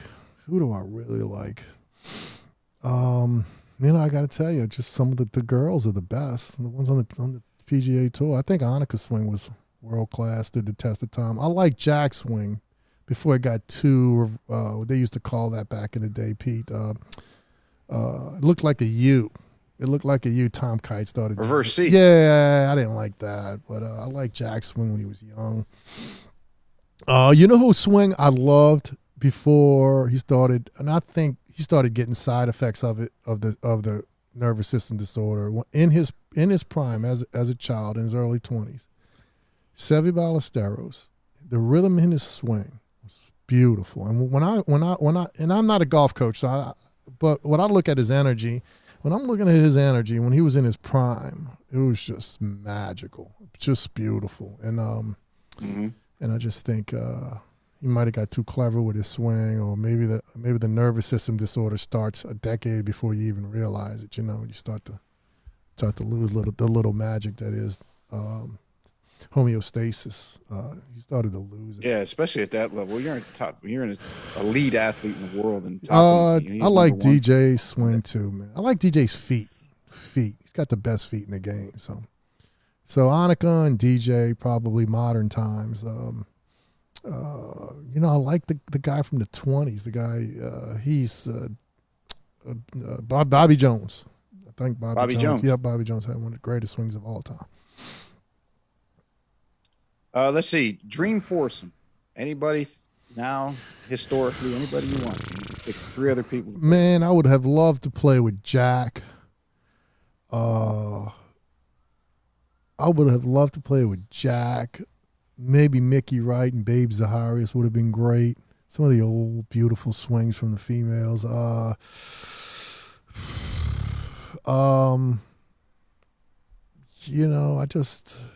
the problem is when you're a guy like me is I kind of go to the beat of my own drum, so I don't have a lot of people. It's not that I don't look up to people and presidents and all that, but kind of like in my own space. You can pick friends of yours if you want. You're forcing. Well, I grew up with 2 brothers. We're both Central American boys, so, man, always when they're in my group, it's the best. There you go. We grew up together, so us 3. No fight, no sibling rivalry, no. Nah, when we were younger, we had sibling rivalries, but I one of the things was I was clever enough to know when I was earlier that they were better athletes than me. So once you become a realist and a generalist like me, you can walk away from your ego. You know people are better than you, and there's nothing you could do about it. There's no amount of lessons. There's no amount of Pro V1Xs with the latest. There's nothing you could do. They just, my brother batted 460 in high school, my older brother, and my little brother scored 48 points in a junior high basketball game. My little brother went 20 for 23 one night, made 8 from the foul line. My big brother batted the second highest percentage as a high school senior in baseball as a catcher, 457. Only one guy in the city batted higher than him. His name is Will Clark. He's almost in the Hall of Fame. And they were both GOATas, and I was a WOTA. So very early on, when people started picking a 6'1.5" kid to play basketball, my little brother, because he was way better than me, and I was 6'4", and they would pick him before. When you're in a pickup game and somebody gets picked before you, they better than you. When it was obvious then, and you got to get your ego in check sometimes, and they just got better by eye-hand coordination than I do, and it's and in the end, what happens when you play great golf like you, Pete? There's things that you have to be athletic about. There's lies that are inclines and declines, and ascents and descents. There's sand that changes. Man, you better be an athlete, or you're not going to do well. you better have some eye-hand coordination. But yeah, my brothers are the greatest. They still alive, so I'm very lucky. Good. That's pretty cool. Mm-hmm. Let's see. A couple more. Best course you ever played? There's this little course in Mississippi called the Preserves. And it's, I think the course rating is like 128 or 141. I don't know, but it beats us all like a drum. Even the single-digit handicappers are playing, they shooting in the 90s. It's a nice little course called the Preserves. And Mississippi golf is epic golf, by the way. But I would say that's the one I remember the most. And then I played a few in Alabama that were pretty good. The judge, the senator, and the legislator, Robert Trent Jones courses out there. Those are magnificent. There's a casino north of here in Philadelphia, Mississippi, and they got two courses that are real nice. They're similar to Augusta National. What's the name of those two courses? Dancing Rabbit. So, Dancing Rabbit. And I played the Oaks. They played the Champions Tour event there in Mississippi. So I don't have one that specifically is. I'm waiting for the one. I'm waiting to play Pebble. I really want to play Pebble. I want to play the Grand Ole course in St. Andrews, Yeah, Pebble's good. You definitely get there. Yeah. I checked that one off the list. I haven't gotten to St. Andrews yet. Nice. Two more. Let's see. Here's a fun one. Bigger badass, John Wick or the Equalizer? I like John Wick. John Wick. I like John Wick. John Wick had more superpowers, I think. And the Equalizer was more just a clever. He was good with physics and mathematics and formulas and stuff like that. Yeah, as I remember correctly. John Wick just went in and wiped everybody. Yeah. He's great. And he's GOATA too. He got straight feet, slight bow legs. Yep. All right, the last one. By the way, Bam, I like this. I like this right here. What he's doing to me. He's asking me these questions and he's letting me freestyle. We need to do that in our podcast. What did you call these? He calls it the back nine, but it's what is it, Pete? I call it rapid fire, and I just made it. There's 9, so I just say this is great. This is great. Yeah. So what was the last one? We got more. Right, the last one I give everybody. Golfer, greatest of all time. Jack, no question about it. By a long shot, he stood the test of time. But I would add by saying that the diminutive superstar, because in GOATA we always talk about how the 6'4" Michael Jordan played 7 foot, 7'1". He played as a giant because of his energy mathematics in his body. And he plays like LeBron James, but he's 6 inches shorter. I would say Gary Player by far optimizes genetic material inside the mathematics of GOATA better than any golfer in history at the male level. And I don't really follow the females. I mean, I do enjoy some of the old swings like Mickey Wright, Babe Zaharias, and Annika's. But no question about it. Gary Player optimizes genetic material above and beyond his talents. And Jack just beat everybody like a drum. He's just too badass. Tiger would have been, but he had the wrong map. He worked out incorrectly. He didn't know how to fix his body, and he wrecked the backside of his career. Yeah, I think he got a little bored with golf. Honest with that, I think he was looking for other challenging things. But all you got to do is take some time off. If you take some time off, like 6 months, like look what happened to MJ. His dad died and he got in some trouble, and he was like mentally, he was like, man, I'm done. I've done it all. I was at the top of the mountain. Then he went and played baseball, and like I did with my two brothers, he realized, I ain't really that good at this. And then you realize, I played the game for fun. I played basketball because I loved it. And then being competitive is something I love to do. I need to go back and finish what I started. And he went back and finished. Yeah, let me go back where I'm the best at the most competitive. Just beat the hell out of everybody again. Yep. That's what Jack would do too. I mean, you look at his numbers, and remember, I'm not like you. I'm not a golf pro. My stepbrother Richie's a golf pro and go to golf. And I'm just a guy from the outside who loves the game. But I mean, Jack came in second 18 times. right? Didn't Jack come in second 18 times? No, I think 30-something. That means he was there every time for a major. He was there. He didn't disappear. He didn't make the cut. He didn't fall apart like a 2-bit nickel mop. He went in there. And he played to beat the piss out of people. I'll give you a quick Jack story. So 2001 was the first year I went and played pro, and I was just not out of my element, but just over my head. You know, you're a rookie. Your FNG is what we call it. I was a rookie. Yeah, I was a rookie. Yeah.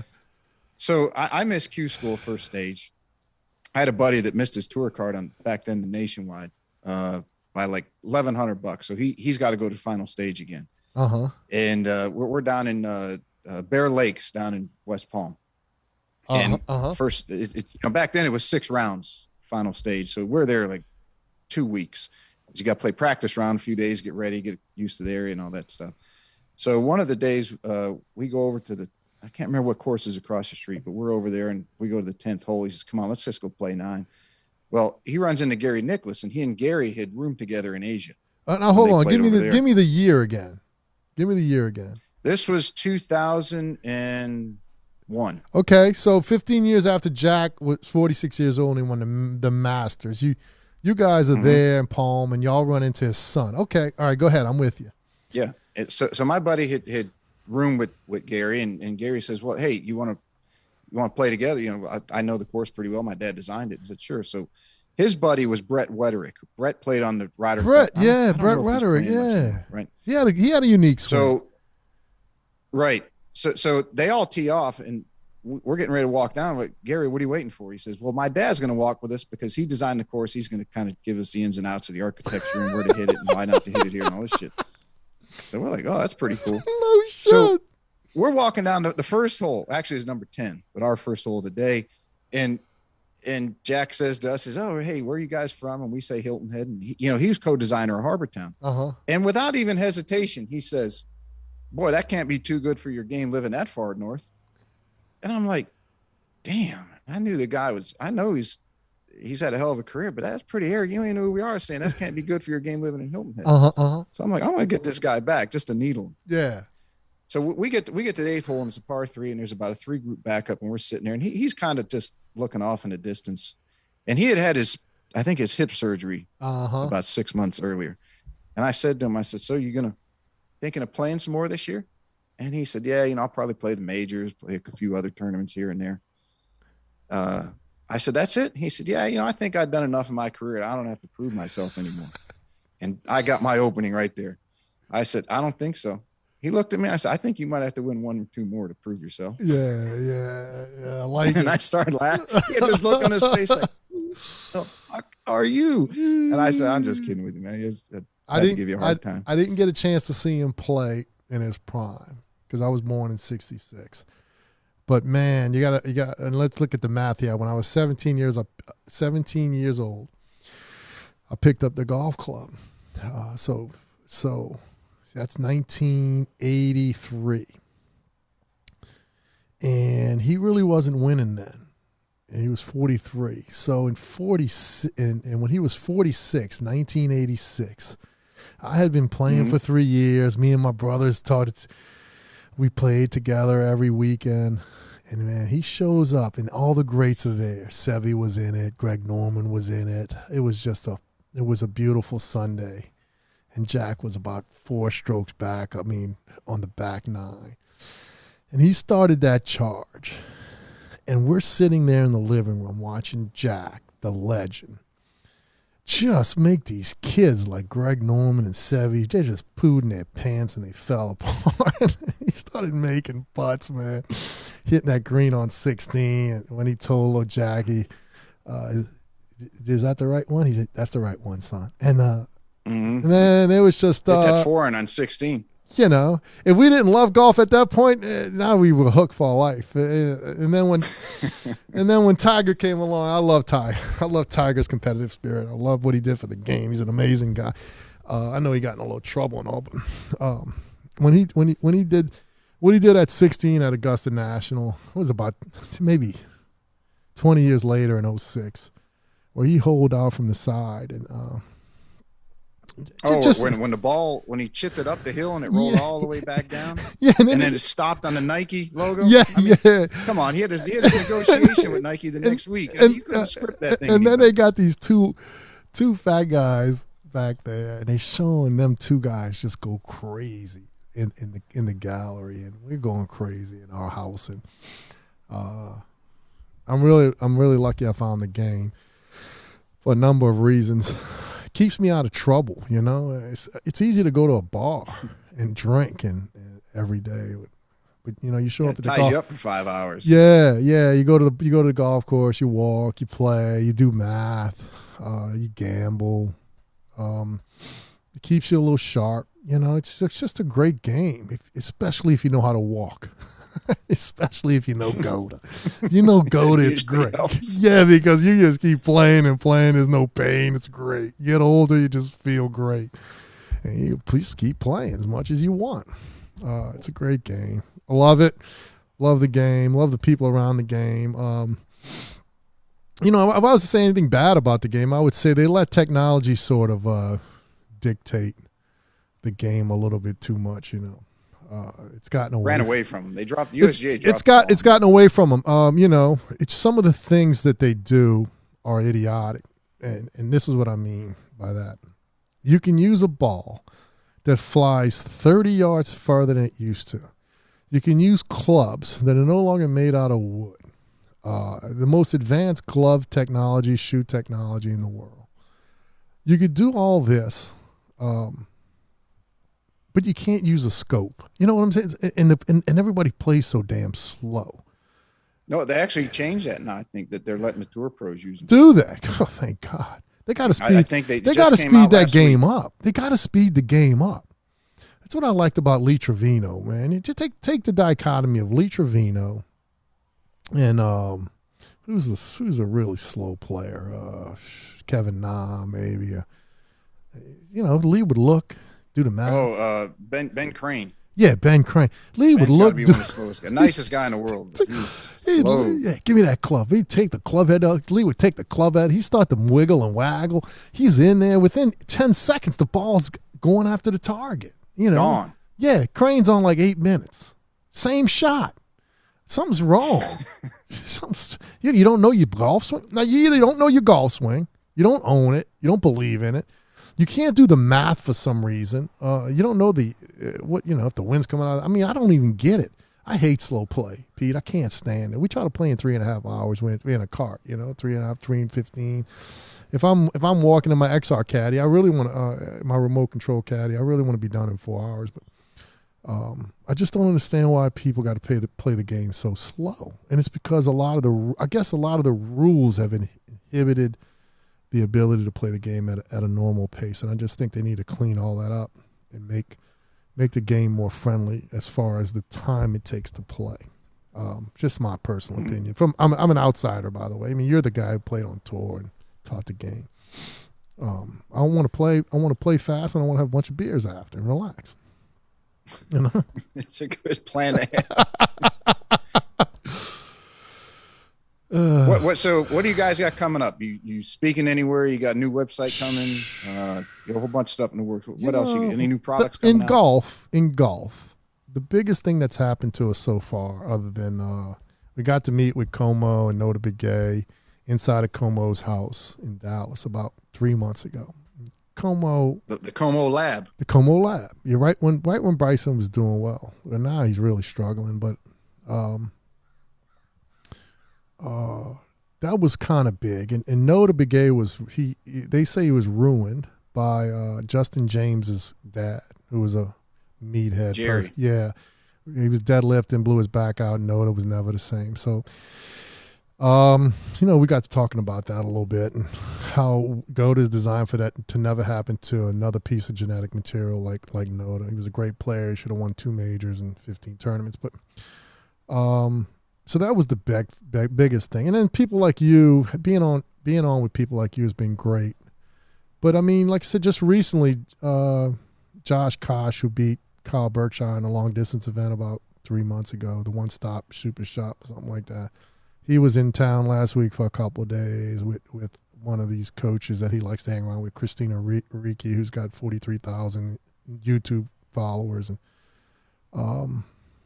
you know, they just people are turning us on to bigger people, and it's just getting bigger, because now the people who have clout in not just golf but in all the movement modalities that walking and running gives you, which is run, swing, throw, strike, kick, and bat. So it's all related to your locomotive behavior. So and it's so big now. I just kind of like want to hang out with the golf people. I mean, Coach Ricky, the NFL guy.